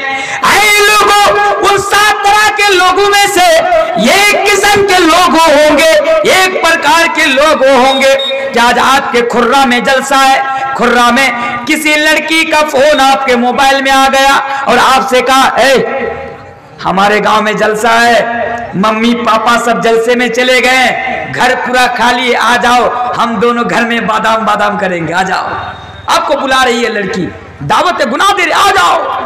अब आप कहते हैं नहीं, ऐ लड़की तुम मुझे दावत गुनाह दे रही हो, अपने घर में बुला रही हो, ज़िना की तरफ मुझे बुला रहे हो। सुनो, इन्नी अखाफुल्लाह, मैं अल्लाह से डरता हूं। इन्नी अखाफुल्लाह, मेरे अंदर अल्लाह का डर है, मेरे अंदर अल्लाह का खौफ है। नहीं नहीं, मैं तुम्हारे साथ नहीं जा सकता, मैं तुम्हारे साथ गलत काम नहीं कर सकता। अगर आज मैंने तुम्हारे साथ चला गया, अगर आज मैंने तुम्हारे साथ गलत काम कर लिया, अगर आज मैंने बुराई का इर्तिकाब कर लिया, तो सुनो, कल कयामत के रोज अल्लाह की अदालत में मुझे जवाब देना पड़ेगा। अल्लाह के नबी फरमाते हैं कि अगर कोई इंसान ये कहकर कि इन्नी अखाफुल्लाह, मैं अल्लाह से डरता हूं, अगर वो ये कहकर गुनाह से बच जाए, उस लड़की की दावत पर लात मारकर अगर उसकी दावत को ठुकरा दे, उसकी दावत को छोड़ दे, तो अल्लाह के नबी फरमाते हैं ऐसे इंसान को और इस प्रकार और इस किस्म के इंसान को अल्लाह तबारक व तआला कल कयामत के रोज अपने अर्श के साए तले जगह अता फरमाएगा। ये होता है अल्लाह का डर। हदीस सुनाओ, दिल तो करता है हदीस पढ़ता जाऊं और आपको सुनाता जाऊं। आइए जल्दबाजी में और एक हदीस सुना के चला जाता हूं। हदीस सुनाने से पहले हजरत अमीरुल मोमिनीन के जमाने में एक बड़ा दिलचस्प वाकया है, उस वाकया को भी सुना लेता हूं कि देखिए अल्लाह का डर। मैंने बताया था कि 3 चीजें बताऊंगा।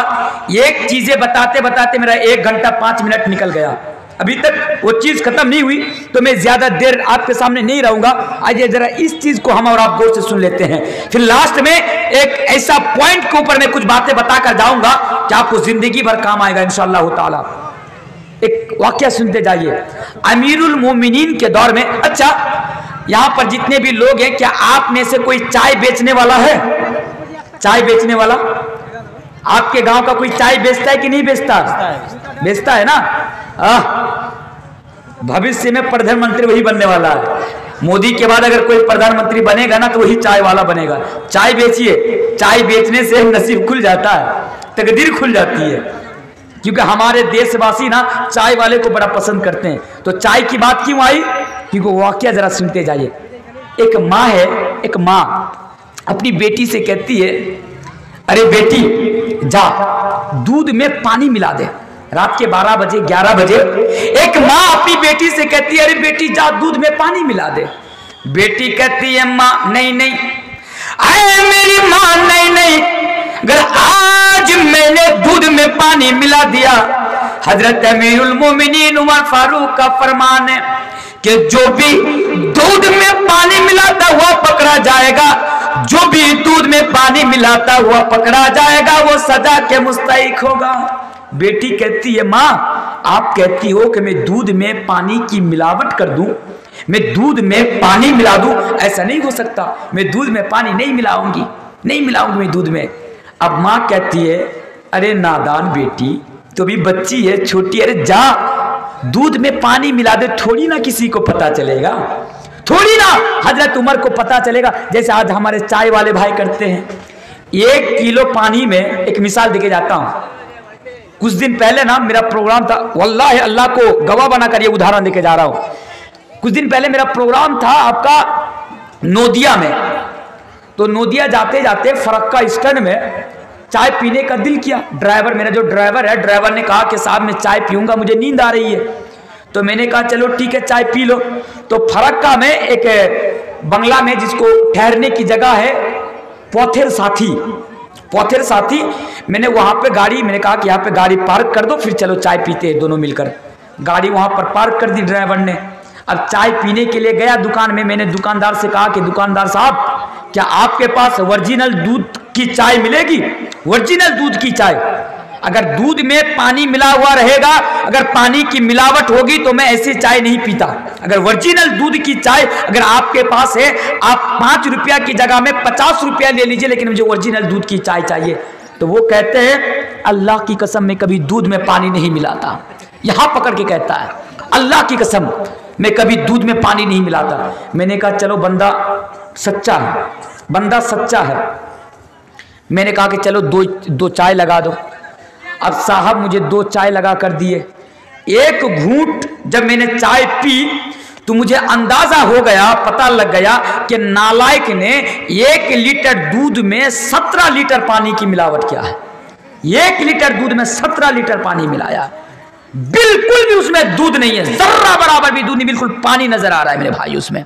चाय पीने से पता चलता है ना कि ओरिजिनल दूध की चाय है या डुप्लीकेट दूध की चाय है। तो इसी तरह नालायक करता क्या है, ऐसे तो चाय के पीछे में, दुकान के पीछे में दूध में पानी मिला देता है, उसको पता चलता है, चलो साहब किसी को पता नहीं चलेगा, वो सोचता है किसी को पता नहीं चलेगा। इसी तरह माँ अपनी बेटी से कहती है, बेटी जा दूध में पानी मिला दे। बेटी कहती है, माँ नहीं नहीं मैं दूध में पानी नहीं मिलाऊंगी, इसलिए कि हजरत उमर का फरमान है कि अगर आज मैंने दूध में पानी मिला दिया, उमर को पता चल गया तो उमर की तरफ से मुझे सजा मिलेगी, यानी मैं सजा का मुस्तहिक हूंगा। माँ कहती है, अरे बेटी तू दूध में पानी मिला दे, उमर को पता नहीं चलेगा।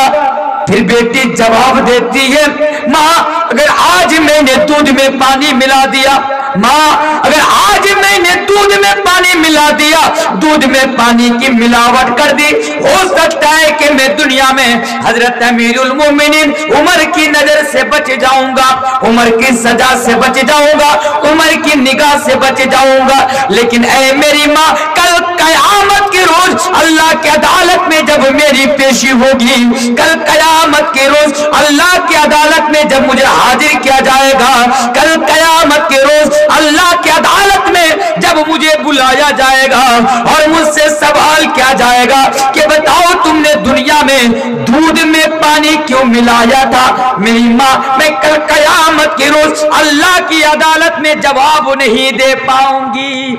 ये होता है अल्लाह का डर। बार बार मैं आप लोगों को एक ही चीज का मैसेज देकर जा रहा हूं कि आप अपने अंदर अल्लाह का डर पैदा कर लीजिए। अगर अल्लाह का डर आपके अंदर पैदा हो जाएगा ना तो आप गुनाहों से बच जाएंगे। हदीस सुनते जाइए, सही बुखारी की हदीस है, सहाबी रसूल का नाम हजरत मरसद रजी अल्लाह तआला अन्हु है। हदीस सुनते जाइए मेरे भाइयों, सहाबी रसूल है, सहाबी रसूल का नाम हजरत मरसद रजी अल्लाह तआला अन्हु। हजरत मरसद, इनका काम क्या, ये मदीना से मक्का आते हैं और मक्का के अंदर जो मुसलमान मक्का के अंदर दुश्मनों के हाथ कैद होते, हजरत मरसद आते, उनको चुपके से वहां से आजाद कराकर मदीना लेकर जाते हैं। ये हजरत मरसद का काम है। बिल्कुल नौजवान सहाबा है, अभी बिल्कुल शादी भी नहीं हुई है। हजरत मरसद रास्ते से जा रहे हैं, एक लड़की का मकान है, एक लड़की का घर है और उस घर के अंदर एक लड़की रहती है। उस लड़की का नाम अनाक है। अनाक उस लड़की का नाम है। सुनते जाइए, सही हदीस है। अनाक जब देखती है कि हजरत मरसद रजी अल्लाह तआला अन्हु आ रहे हैं, हजरत अनाक रूम से, कमरा से, घर से बाहर आती है और बाहर आने के बाद मरसद से कहती है, ऐ मरसद, ऐ मरसद, घर में आ जाओ, घर बिल्कुल खाली है। ऐ मरसद, बहुत दिनों से मैं तुम्हें ढूंढ रही थी, बहुत दिनों से मैं तुम्हारे तलाश में थी, लेकिन तुम मेरे हाथ में नहीं आ रहे थे। ऐ मरसद आ जाओ, आज घर खाली है, बिल्कुल खाली है। ऐ मरसद आ जाओ, आज हम दोनों मिलकर एंजॉय करेंगे, आज हम दोनों मिलकर बड़ा मस्ती करेंगे। हजरत मरसद को एक लड़की बुलाती है, एक लड़की का नाम क्या है, लड़की का नाम हदीस की किताबों में अनाक बताया जाता है, अनाक है उसका नाम। हजरत मरसद आते, हजरत मरसद कहते हैं, अनाक सुनो, जब मैं जमाना जाहिलियत में था, जब मैं मुसलमान नहीं बना था, जब मैं अल्लाह के नबी जनाब मोहम्मद रसूलुल्लाह सल्लल्लाहु अलैहि वसल्लम पर ईमान नहीं लाया था, उस वक़्त तुम्हारे साथ मेरा कनेक्शन था। लेकिन ऐ अनाक, अब मैं मुसलमान हो चुका हूँ। ऐ अनाक, अब मैं ईमान ले आ चुका हूँ। ऐ अनाक, मैं तुम्हारे साथ गलत काम नहीं कर सकता, इसलिए कि जब मैं ईमान ले आया हूँ, नबी की हदीस है कि नबी की हदीस है, इन्नल इस्लाम ला यहदिमु मा कान क़ब्लहु, कि इस्लाम ले आने के बाद अल्लाह तबारक व तआला पिछले के तमाम गुनाहों को माफ कर देता है, पिछले के तमाम गुनाहों को बख्श देता है। ऐ अनाक, मैं मुसलमान हो चुका हूँ, मेरे पिछले के तमाम खताएं, पिछले के तमाम गुनाह माफ हो चुका है। ऐ अनाक, मैं तुम्हारे साथ ऐसा बिल्कुल नहीं कर सकता। ऐ अनाक, मैं तुम्हारे साथ गलत काम नहीं कर सकता, इसलिए कि इस्लाम के अंदर ज़िना हराम है, इस्लाम के अंदर ज़िना हराम है, इस्लाम के अंदर ज़िना हराम है। लड़की बुला रही है, मरसद जवाब देते, अनाक, मैं तुम्हारे साथ ये काम नहीं कर सकता। अनाक कहती है, अरे मरसद आ जाओ ना, ऐ मरसद आ जाओ, थोड़ी ना किसी को पता चलेगा, थोड़ी ना कोई देखेगा, आ जाओ, कोई नहीं है घर में, सब सोए हुए हैं अपने अपने घर में, कोई आ जाओ। हजरत मरसद कहते हैं, अनाक चलो मान लिया, ऐ अनाक चलो मान लिया कि तुम्हारे घर में कोई नहीं है। अगर आज मैंने तुम्हारे साथ गलत काम कर लिया, हो सकता है कि मैं लोगों की नजर से बच जाऊंगा, लेकिन मेरा अल्लाह जो ऊपर से देख रहा है, मेरा रब, मेरा खुदा, मेरा राज़िक, मेरा मालिक जो ऊपर से देख रहा है, मैं उसकी नजर से नहीं बच सकता, मैं उसकी पकड़ से नहीं बच सकता। लिहाजा ऐ अनाक, मैं तुम्हारे साथ ये गलत काम नहीं कर सकता। तो वहां पर भी हजरत मरसद रजी अल्लाह ताला अन्हु खुद की हिफाजत कर लेता है। किस लिए? क्योंकि हजरत मरसद रजी अल्लाह ताला अन्हु के दिल में अल्लाह का डर है, अल्लाह का खौफ है। हजरत मरसद जानते हैं कि अगर आज मैंने इनके साथ गलत काम कर लिया, अगर आज मैंने इनके साथ बुरा काम कर लिया, तो कल कयामत के रोज इसका जवाब मुझे देना पड़ेगा। मेरे भाइयों, इसलिए बार बार मैं आपसे ये मैसेज देकर जा रहा हूं, बार बार मैं आपसे ये कह रहा हूं कि आप अपने अंदर अल्लाह का डर पैदा कर लीजिए, आप अपने अंदर अल्लाह का खौफ पैदा कर लीजिए। अगर आपके अंदर अल्लाह का डर पैदा हो जाएगा, अगर आपके अंदर अल्लाह का खौफ पैदा हो जाएगा, तो आपकी दुनिया भी बेहतर हो जाएगी और आपकी आखिरत भी बेहतर हो जाएगी। और एक चीज पर जरा गौर कीजिए, दुनिया में हमें तो लोगों का डर है, लेकिन अल्लाह का डर नहीं है। है अल्लाह का डर? अल्लाह का डर नहीं है। एक मिसाल देकर जाता हूं और फिर कुरान की एक आयत पढ़ के चला जाता हूं, फिर आपको पता चलेगा, फिर आपको बात समझ में आएगी। आप रसाख्वा जाएंगे तो रसाख्वा में जाकर आप देखेंगे कि बहुत सारी दुकानों में सीसीटीवी कैमरा लगा हुआ है। सीसीटीवी कैमरा समझते हैं ना? सीसीटीवी कैमरा लगा हुआ है। मैं तो आपकी गांव में जो जामा मस्जिद है, इस मस्जिद में सीसीटीवी कैमरा लगा हुआ, इसमें भी सीसीटीवी कैमरा लगा दीजिएगा। इससे फायदा क्या होगा कि चप्पल चोर से बच जाइएगा। चप्पल चोरी करते कि नहीं करते? चलिए एक निशानी बता के चला जाता हूं। एक निशानी है, मैं उदाहरण दे रहा हूं ताकि बात अच्छी तरह समझ में आ जाए। उदाहरण यह है, आपके गांव में आप देखेंगे जामा मस्जिद में जो चप्पल चोर होते हैं ना, उसकी एक बड़ी निशानी होती है, बहुत बड़ी निशानी। इस निशानी जिसके अंदर भी देखिएगा समझ लीजिएगा कि यही चप्पल चोर है, यही चप्पल चोर है। मैं बांग्ला में इसकी मिसाल देके जा रहा हूं ताकि सबको अच्छी तरीके से समझ जाए। আপনাদের গ্রামে দেখবেন যারা চাপ্পাল চোর হয়, মানে কিছু লোক আছে ওরা মসজিদে নামাজ পড়তে আসে না, শুধু চাপ্পাল আর জুতা চুরি করতে আসে। এটা বাস্তব কথা বলে যাচ্ছি আপনাকে। আপনাদের এই এলাকাতে এরকম হয়? হয়, হ্যাঁ হয়।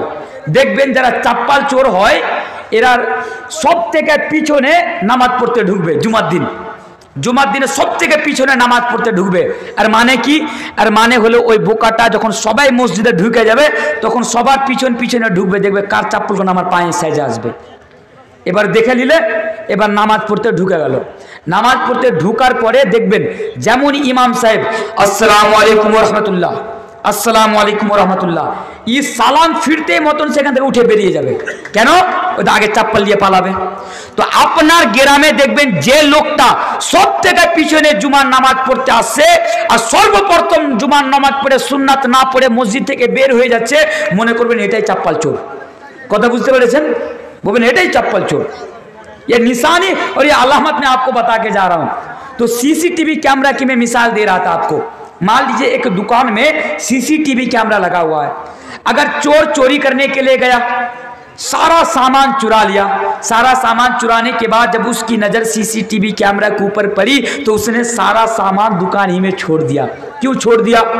चोर समझता है, चोर जानता है कि अगर आज मैंने यहां पर चोरी कर ली, अगर आज मैंने सामान चुरा लिया, जब मैं यहां से निकलूंगा तो दुकान में जो सीसीटीवी कैमरा है कल मालिक आएगा और सीसीटीवी कैमरा में मेरी फोटो आ जाएगी, मेरी तस्वीर आ जाएगी, मेरा चेहरा आ जाएगा, वो मुझे पहचान जाएगा और वो मुझे पकड़ लेगा। तो बहुत सारा चोर होता क्या होता है, वो सीसीटीवी कैमरा को देखकर चोरी करना बंद कर देता है।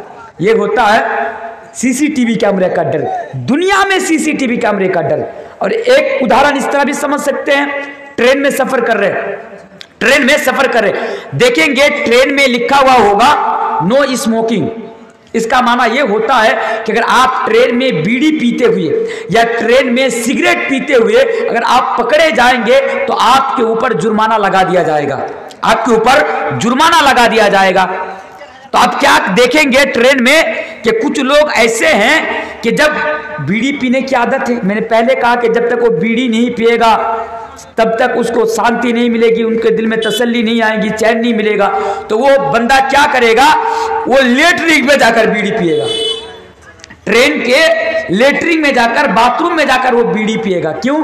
इसलिए कि अगर मैं यहाँ बीड़ी पीऊंगा तो मुझे पकड़ नहीं पाएंगे, अगर वहां बीड़ी पीऊंगा तो पुलिस आएगी और मुझे पकड़ कर लेकर चली जाएगी। तो ये होता है पुलिस का डर, ये होता है जुर्माना का डर। लेकिन इंसान के अंदर जब अल्लाह का डर पैदा हो जाता है, अरे दुनिया के सीसीटीवी कैमरा से डरते हो, दुनिया की पुलिस से डरते हो, अरे दुनिया की पुलिस को तुम 100 रुपया रिश्वत देकर तुम बच जाओगे। दुनिया में पुलिस को तुम 100 रुपया रिश्वत देकर बच जाओगे। दुनिया में अगर तुम चोरी करोगे, अगर सीसीटीवी कैमरा लगा हुआ भी रहेगा तो हो सकता है कि सीसीटीवी कैमरा खराब हो, वायर खराब हो, सीसीटीवी कैमरा की जो बैटरी हो वो बैटरी खराब हो, डिस्चार्ज हो। आप दुनिया में पुलिस के हाथ से भी बच सकते हैं। पुलिस, आप कोई सा भी काम कर दीजिए, पुलिस को कुछ पैसा दे दीजिए, बच जाएगा।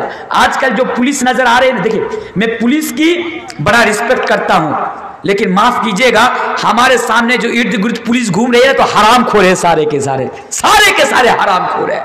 सिर्फ पैसा समझता है और कुछ नहीं समझता है मेरे भाइयों। पैसा दो, सच को झूठ और झूठ को सच बनाकर आपके ऊपर केस फाइल कर देगा। बात समझ में आ रही है?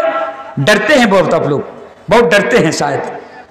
अच्छा, इसलिए डरते हैं क्योंकि आप लोगों के अंदर अल्लाह का डर नहीं है। अल्लाह का डर पैदा कीजिए। तो मैं जो बता रहा था, दुनिया में पुलिस के हाथों से बच सकते हैं, सीसीटीवी कैमरा से बच सकते हैं, लेकिन मेरे भाइयों अल्लाह ने आपके दोनों कंधे पर जो सीसीटीवी कैमरा फिट किया, क्या आप उससे बच सकते हैं?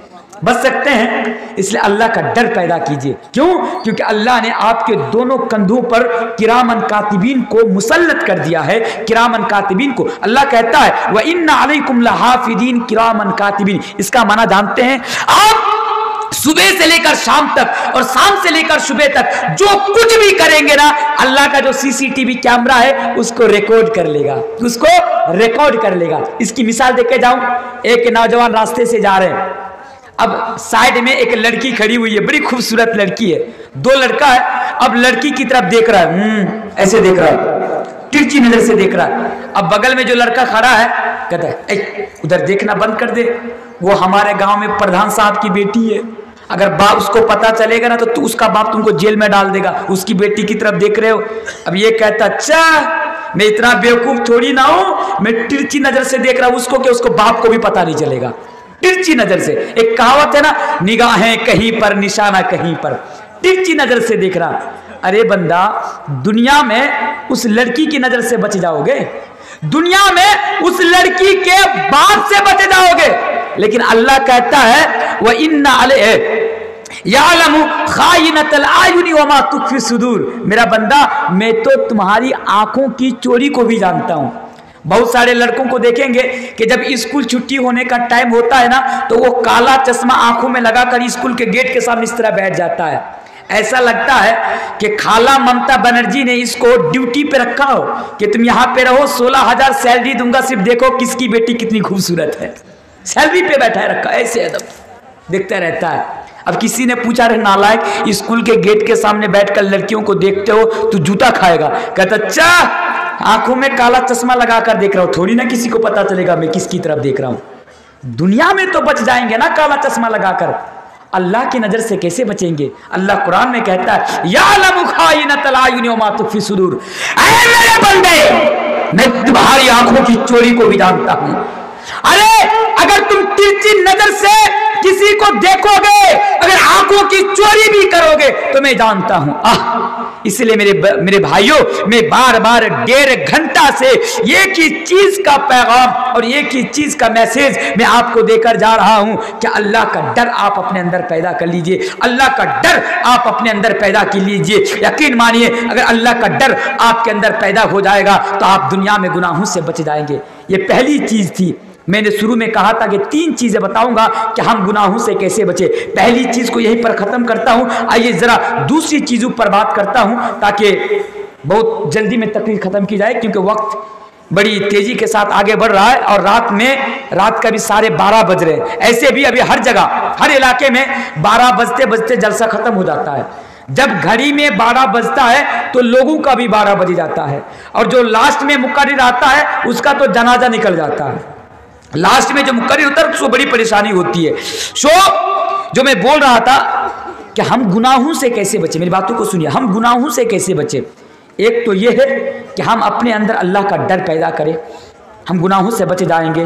कुछ भी करे, कहीं भी रहे, किसी भी हाल में रहे, किसी भी सिचुएशन में रहे, कुछ भी करे, हम ये देखें, हम ये माने, हम अपने अंदर ये ख्यालात पैदा करें, ये तसव्वुर पैदा करें कि कोई देखे या ना देखे, अल्लाह हमें देख रहा है। एक चीज़ तो ये है। और दूसरी चीज़ है दुनिया की मोहब्बत।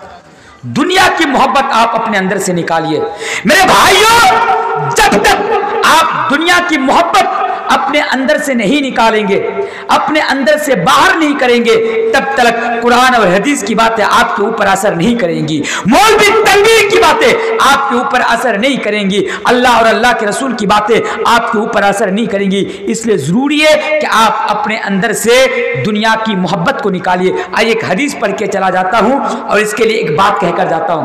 मुझसे पहले क्या मौलाना थे, मौलाना हबीबुर रहमान साहब बता रहे थे ना कि हम जहां भी जाते हैं वहीं पर जिल्लत व रुसवाई का सामना करते हैं। आज हर जगह मुसलमानों पर जुल्म होता है, मुसलमानों पर अत्याचार होता है। बोल रहे थे कि नहीं बोल रहे थे। मेरा एक पॉइंट ये है, गुनाहों से कैसे बचेंगे। एक पॉइंट तो अल्लाह का डर, और दूसरा पॉइंट ये है, मैं नसीहतन आप लोगों को एक मैसेज देकर जा रहा हूं, ये भी सुनिए। कुछ लोग हैं, अभी बीजेपी की सरकार बनी उत्तर प्रदेश में, कई राज्यों में अभी बीजेपी की सरकार बनी, तो कुछ लोग हैं ना वो ईवीएम का रोना रोते हैं। ईवीएम का रोना, अरे यार ईवीएम मशीन खराब है, ये खराब है, ये खराब है, इसलिए बीजेपी की सरकार आ रही है। सुनो, ईवीएम की मशीन में खराबी नहीं, तुम्हारे ईमान में खराबी है। ईमान दुरुस्त करो, अल्लाह इसको हटा देगा। अल्लाह के मर्जी के बगैर दरख्त का एक पत्ता भी नहीं हिल सकता। हिल सकता है? फिर मुझे बताइए कि जब अल्लाह की मर्जी के बगैर दरख्त का एक पत्ता नहीं हिल सकता, तो फिर मोदी चाचा, योगी चाचा नेता कैसे बन सकते हैं। बात समझ में आ रही है? एक चीज। दूसरी चीज पर जरा गौर कीजिए। लोग कहते हैं बीजेपी की सरकार आएगी तो हमारे ऊपर जुल्म होगा, बीजेपी की सरकार आएगी। बंगाल में भी डर दिखाया जाता है, अरे साहब बंगाल वालों, अगर बीजेपी की सरकार आ गई बंगाल में तो तुम्हारे ऊपर जुल्म होगा। डर दिखाया जाता है कि नहीं दिखाया जाता है? हमें डर दिखाया जाता है ना। भाई जवाब तो दीजिए। डर दिखाया जाता है, लेकिन आइए एक चीज मैं आपको बता के जाता हूं। देखिए, ये कुछ नहीं है। आज जो हमारे ऊपर जुल्म हो रहा है ना, हम जहां भी जाते हैं लात खाते हैं, जहां भी जाते हैं जूता खाते हैं, कुत्ता जैसी वैल्यू हो गई आज हमारी। कुत्ता की तरह नेताओं के पीछे दुम हिलाते फिर रहे हैं। इलेक्शन का वक्त आता है, हमें इस्तेमाल कर देते हैं, लात मार के घर से बाहर फेंक देते हैं। ऐसी हालात हमारी क्यों बन गई? क्यों? इसलिए कि हमने और आपने दुनिया की मोहब्बत में पड़ गए। बात समझ में आ रही है? दलील हदीस सुनते जाइए। अबू दाऊद किताबुल फितन की एक हदीस है। हदीस के रावी हजरत सौबान रज़ी अल्लाह ताला अन्हु है। इस हदीस के साथ मैं अपनी तकरीर को इख्तिताम करूंगा।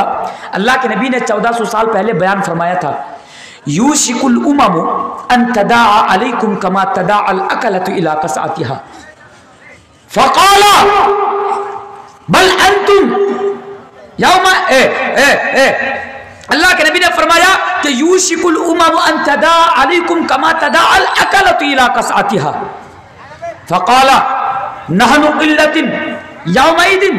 अल्लाह के नबी से फरमाया, जब अल्लाह के नबी ने फरमाया कि लोगों एक ऐसा जमाना आएगा कि दुश्मन लोग तुम्हारे ऊपर ऐसे टूट पड़ेंगे, दुश्मन लोग तुम्हारे ऊपर ऐसे जुल्म करेंगे जैसे भूखे लोग दस्तरखानों के ऊपर टूट पड़ते हैं। नबी से पूछा गया, या रसूल अल्लाह, उस दिन क्या हमारे नहनु क़िल्लतिन, क्या हमारी तादाद कम होगी?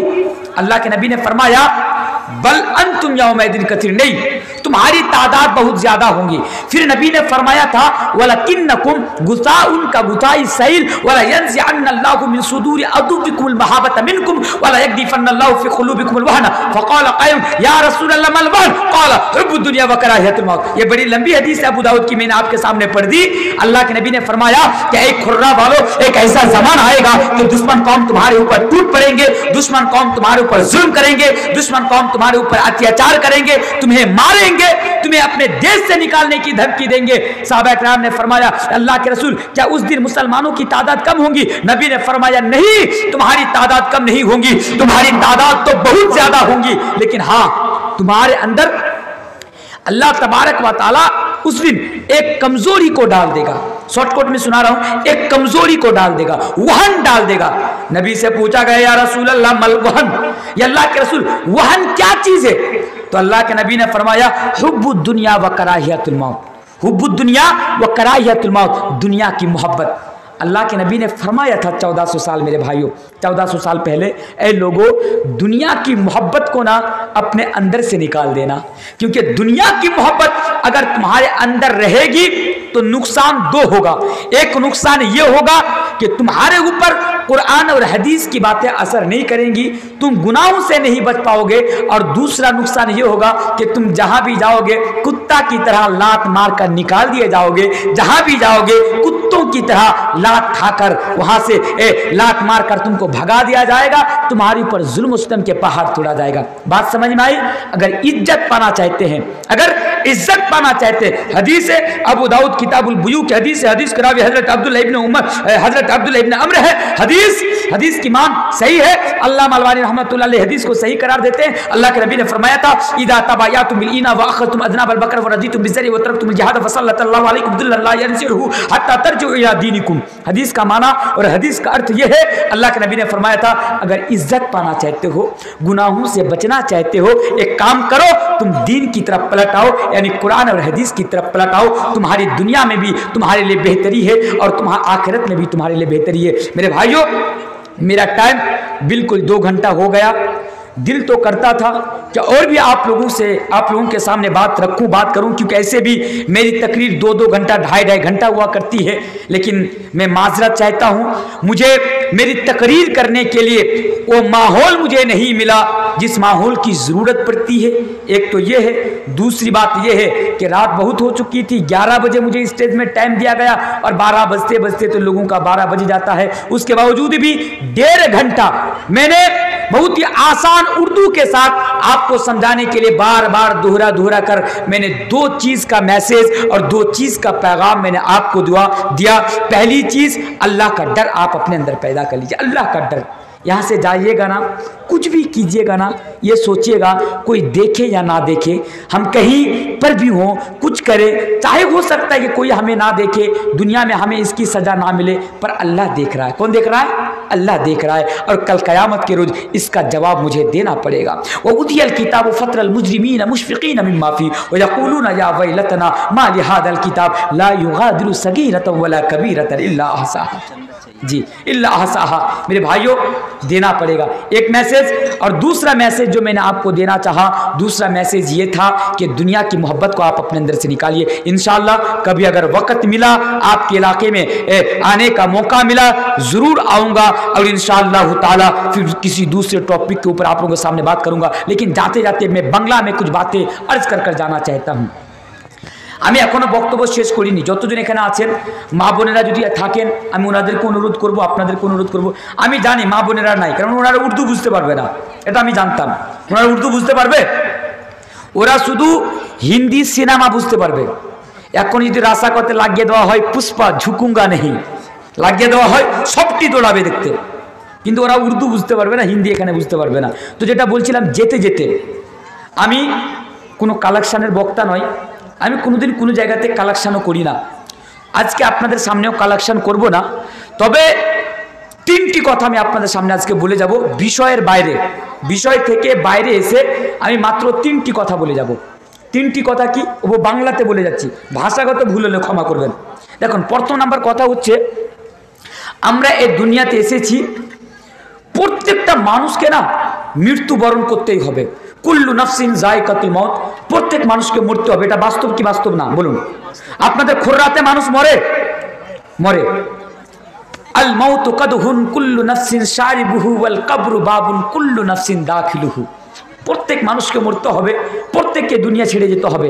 আচ্ছা, আরেকটা কথা, মৃত্যুর কি কোনো গ্যারান্টি আছে? আচ্ছা বলুন, আপনারা আজকে আমার সামনে বসে জালসা শুনছেন, কালকে আপনি ভাবছেন আল্লাহ যদি কালকে বাঁচিয়ে রাখে তাহলে কালকে আমি রাসাকোয়া যাব, আর রাসাকোয়া বাজারে যেয়ে রাত 8টার সময় 1 কিলো আড়ের মাছ কিনে এনে জামাই লাগা রান্না করব। এটা মনে মনে ভাবছেন, বলে কি টাকা বাঁচিয়ে রেখেছেন 1 কিলো আড়ের মাছ কেনার জন্য। আপনি বলুন তো, কাল পর্যন্ত কি আপনি জীবিত থাকবেন এর গ্যারান্টি দিতে পারবেন? একজন পারবেন? একটা উদাহরণ দিয়ে যাচ্ছি, একটু সময় লাগছে, একটু ক্ষমা চাই। 3টা কথা আপনি শুনে যাবেন, এই 3টা কথা খুব মূল্যবান জিনিস বলে যাচ্ছি। প্রত্যেক মানুষকে মরতে হবে, আমি আপনি প্রত্যেককে। এক, দ্বিতীয় নম্বর জিনিস, মৃত্যুর কোনো গ্যারান্টি নেই। আপনাদের এলাকাতে একটা বক্তা খুব জালসা করতে আসতো, ওই বক্তাটার নাম হলো কারি মুবাশশির। চিনেন? নাম শুনেছেন? বাংলা ভাষার খুব বড় এবং খুব ভালো একজন উনি বক্তা ছিলেন, কারি মুবাশশির হোসেন মিফতাহি সাহেব। আমাদের আপনাদের এই এলাকাতে বহু জালসা করেছেন, কাচন, সোলপাড়া মাদ্রাসা, এদিক ওদিক, এখানে ছিলেন, এখানে উনি জালসা করেছেন। কারি মুবাশশির, একটা কথা বলে যাচ্ছি আয়াতটিকে সামনে রেখে। 1 বছরও হয়নি এখনো, কিছুদিন পূর্বে, কয়েক মাস পূর্বে একটা জালসা ছিল কালিয়াচক চুরিয়ালা মোড় বলে একটা জায়গা আছে, চুরিয়ালা মোড়ে 2 দিনের জালসা। প্রথম দিনও আমি, দ্বিতীয় দিনও আমি। এবার প্রথম দিন আমি জালসা করে এবার ওরা আমাকে হোটেলে রেখে আসলো, ওখানে একটা রেশমিয়া টাওয়ার হোটেল আছে, আমাকে হোটেলে রাখানো হয়, হোটেলে রেখে আসলো রাত্রেবেলা। এবার হোটেলে থাকলাম। দ্বিতীয় দিন আবার আমার প্রোগ্রাম আর কারি মুবাশশির সাহেবের প্রোগ্রাম। কারি মুবাশশির সাহেবের 2 জায়গাতে বাড়ি, একটা বাড়ি হচ্ছে মুর্শিদাবাদ, একটা বাড়ি হচ্ছে কালিয়াচকে। এবার শুনুন, মৃত্যুর কোনো গ্যারান্টি নাই, কেন উদাহরণটা দিচ্ছি আপনি বুঝতে পারবেন। এবার রাত্রি আমি হোটেলে শুয়ে আছি, দ্বিতীয় দিন রাত্রিবেলা আমি কমিটিকে ফোন করলাম, আমার টাইম কটা? কমিটি বললো আপনার টাইম 10:30টার সময়। আমি বলছি ঠিক আছে। এবার ওনারা 9টার সময় আমাকে রিসিভ করতে ওনারা আনতে চলে এসছে, বলছে তানভীর সাহেব आप जल्दी रेडी हुई, जल्दी तैयार हुई, आप स्टेज में चलिए। हाँ बोलছি अरे साहब, আমি বলছি আরে ভাই আমার 10:30টায় টাইম, এখনো 9টা বাজেনি, আমি এত তাড়াতাড়ি স্টেজে যেয়ে কী করবো? কারি মুবাশশির সাহেব বক্তব্য রাখছেন, ওনাকে বক্তব্য রাখতে দিন, আমি এখনো 1.5 ঘন্টা ঘুমাবো, 15 মিনিট আগে আমি স্টেজে যাব। ওনারাকে বলে দিলাম, ওনারা বলছে না আপনি তাড়াতাড়ি চলেন, কারি সাহেবের গলা বসে গেছে, কথা বলতে পারছেন না। আমি বললাম স্বাভাবিক ব্যাপার, মাস রাত জাগা, মাস ধরে প্রত্যেক দিন রাত্রে 2 ঘন্টা করে করে বলা, যেমন আমাদের অবস্থা। কবে বাড়ি থেকে বেরিয়েছি জানি না, কবে বাড়ি ঢুকবো এটাও জানি না। আল্লাহ যদি বাঁচিয়ে রাখে 31 তারিখ আপনার উড়িষ্যাতে জালসা করে আমি বাড়িতে ঢুকবো। এখন আজ থেকে নিয়ে আপনাদের এলাকাতেই থাকবো। তো সবারই বক্তাদের এই অবস্থা, গলার আওয়াজ বসে যেতে পারে। এবার আমি বললাম ঠিক আছে, তাহলে আমি স্টেজে যাচ্ছি। তাড়াতাড়ি একটা কোট পরলাম, কোট পরে আমি স্টেজে আসলাম। আমাকে স্টেজে দেখে কারি মুবাশশির সাহেব বক্তব্য ছেড়ে দিলেন বক্তব্য। কারি সাহেব আসলেন, সালাম টালাম করলেন। আমি কারি সাহেবকে জিজ্ঞাসা করলাম, করলাম কারি সাহেব আপনার ব্যাপারটা কি হয়েছে? কারি সাহেব বলছেন যে তানভীর ভাই আমার গলার আওয়াজটা বসে গেছে, তাছাড়া আমার কোনো অসুখ নেই, কোনো প্রবলেম নাই, শুধু গলার আওয়াজটা বসে গেছে। আমি বললাম আপনি নামেন, আমি দেখে নিচ্ছি। কারি সাহেব ঘড়ি দেখে 9টা, 9:15টার সময় স্টেজ থেকে নেমে গেলেন। আমি বক্তব্য শুরু করলাম। বক্তব্য শেষ করার পরে শামসিতে আমার ফ্ল্যাট আছে একটা, আমি কালিয়াচক থেকে শামসি চলে আসলাম যে রাত্রে আরাম করব। আর তারপরের দিন আবার আমার কালিয়াচক গোলাপগঞ্জে জালসা ছিল, সন্ধ্যার বেলা আমি বের হবো যে আমি জালসা করে আসবো। এর মধ্যে কারি সাহেব নিজের বাড়ি চলে গেলেন, আমি জালসা করে আমার ফ্ল্যাটে শামসিতে আমি চলে আসলাম।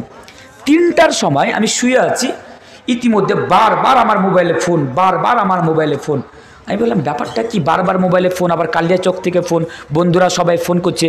একটা ফোন রিসিভ করলাম, রিসিভ করে বলছে যে মওলানা সাহেব গত রাত্রে যে কারি মুবাশশির সাহেব আপনার সাথে জালসাতে ছিলেন, উনি কিছুক্ষণ আগে ইন্তেকাল করলেন।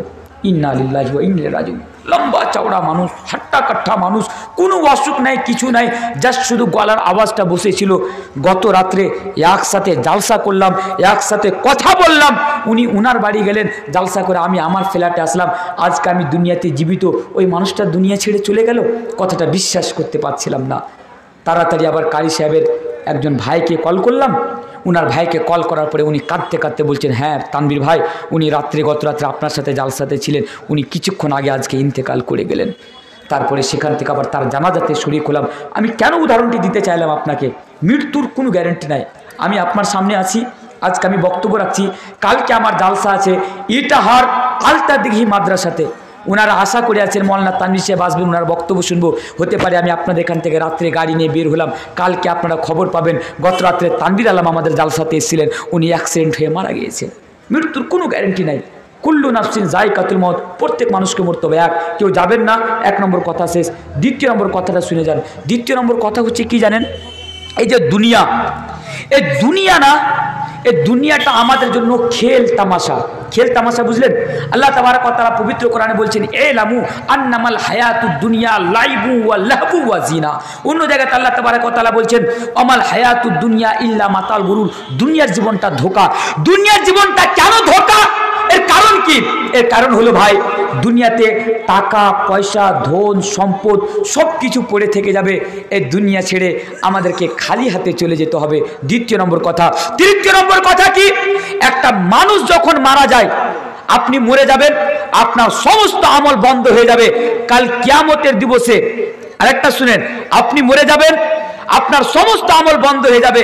তিনটি আমল রয়েছে, ইদা মাতাল ইনসান ইনকাতা আনহু আমালহু ইল্লা মিন সালাত আও সাদাকাতিন জারিয়া।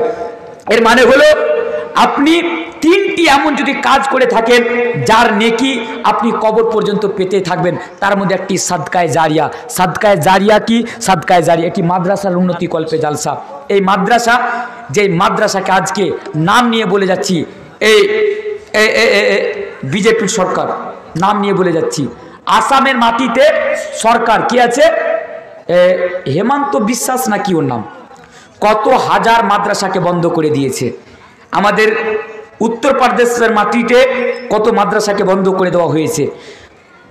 ভারতবর্ষের বিভিন্ন মাদ্রাসাকে টার্গেট করা হচ্ছে, এই মাদ্রাসাগুলোতে আতঙ্কবাদ তৈরি করা হয়। আমি আজকে বলবো না, তাদেরকে তো আমি উত্তর দিয়েছি, আমি তোরা কি, তোর বাপের ক্ষমতা নেই মাদ্রাসা বন্ধ করে দেওয়ার। তোরা একখানা মাদ্রাসা বন্ধ করবি, আমরা শত শত করে মাদ্রাসা তৈরি করবো, বলে ইনশাআল্লাহ, ইনশাআল্লাহ। কারণ মাদ্রাসা, আজকে মাদ্রাসা, ইংরেজরা যখন ভারতবর্ষে আসে, ওরা যখন রাজত্ব করতে চায়, প্রথম অ্যাটাক করেছিল কিসে? মাদ্রাসায়। কেন? ওরা জানে যে মাদ্রাসা বন্ধ না করতে হলে মুসলমানদেরকে ঝুঁকানো যাবে না। কারণ মাদ্রাসা একটা এমন জিনিস যেখানে কোরআন এবং হাদিসের শিক্ষা দেওয়া হয়, মানুষকে মানুষের মতো করে গড়ে তোলা হয়। মাদ্রাসার কি ভূমিকা আমি সেদিকে যাচ্ছি না, জাস্ট একটাই কথা আমি বলবো, মাদ্রাসায় আপনি আপনার জীবনে যদি 1 টাকাও দান করে থাকেন, যতদিন মাদ্রাসা কায়েম দায়েম থাকবে ততদিন পর্যন্ত এই মাদ্রাসায় একবার কোরআনের তিলাওয়াত করা হবে। দিল সে আলো সালাম আখরি হ্যায়, নজম আখরি হ্যায়, কলাম আখরি হ্যায়, কলাম আখরি হ্যায়। একটা আওয়াজটা ঠিক করবেন। আপনারা জালসা করাচ্ছেন, ম্যাকগুলো একটু ভালো লাগাবেন। सुनो दिल से यारो सलाम आखरी है, नज़म आखरी है, कलाम आखरी है, कलाम आखरी है।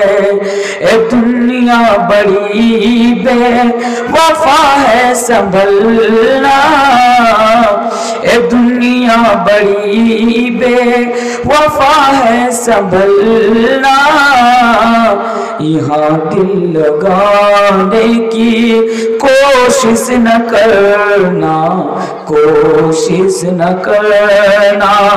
सुनो दिल से यारो सलाम आखरी है, नज़म आखरी है, कलाम आखरी है, कलाम आखरी है।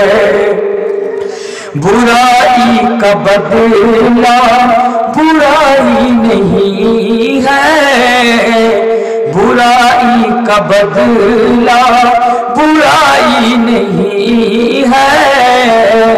शराफत तो ये है कि भलाई करो तुम, भलाई करो तुम।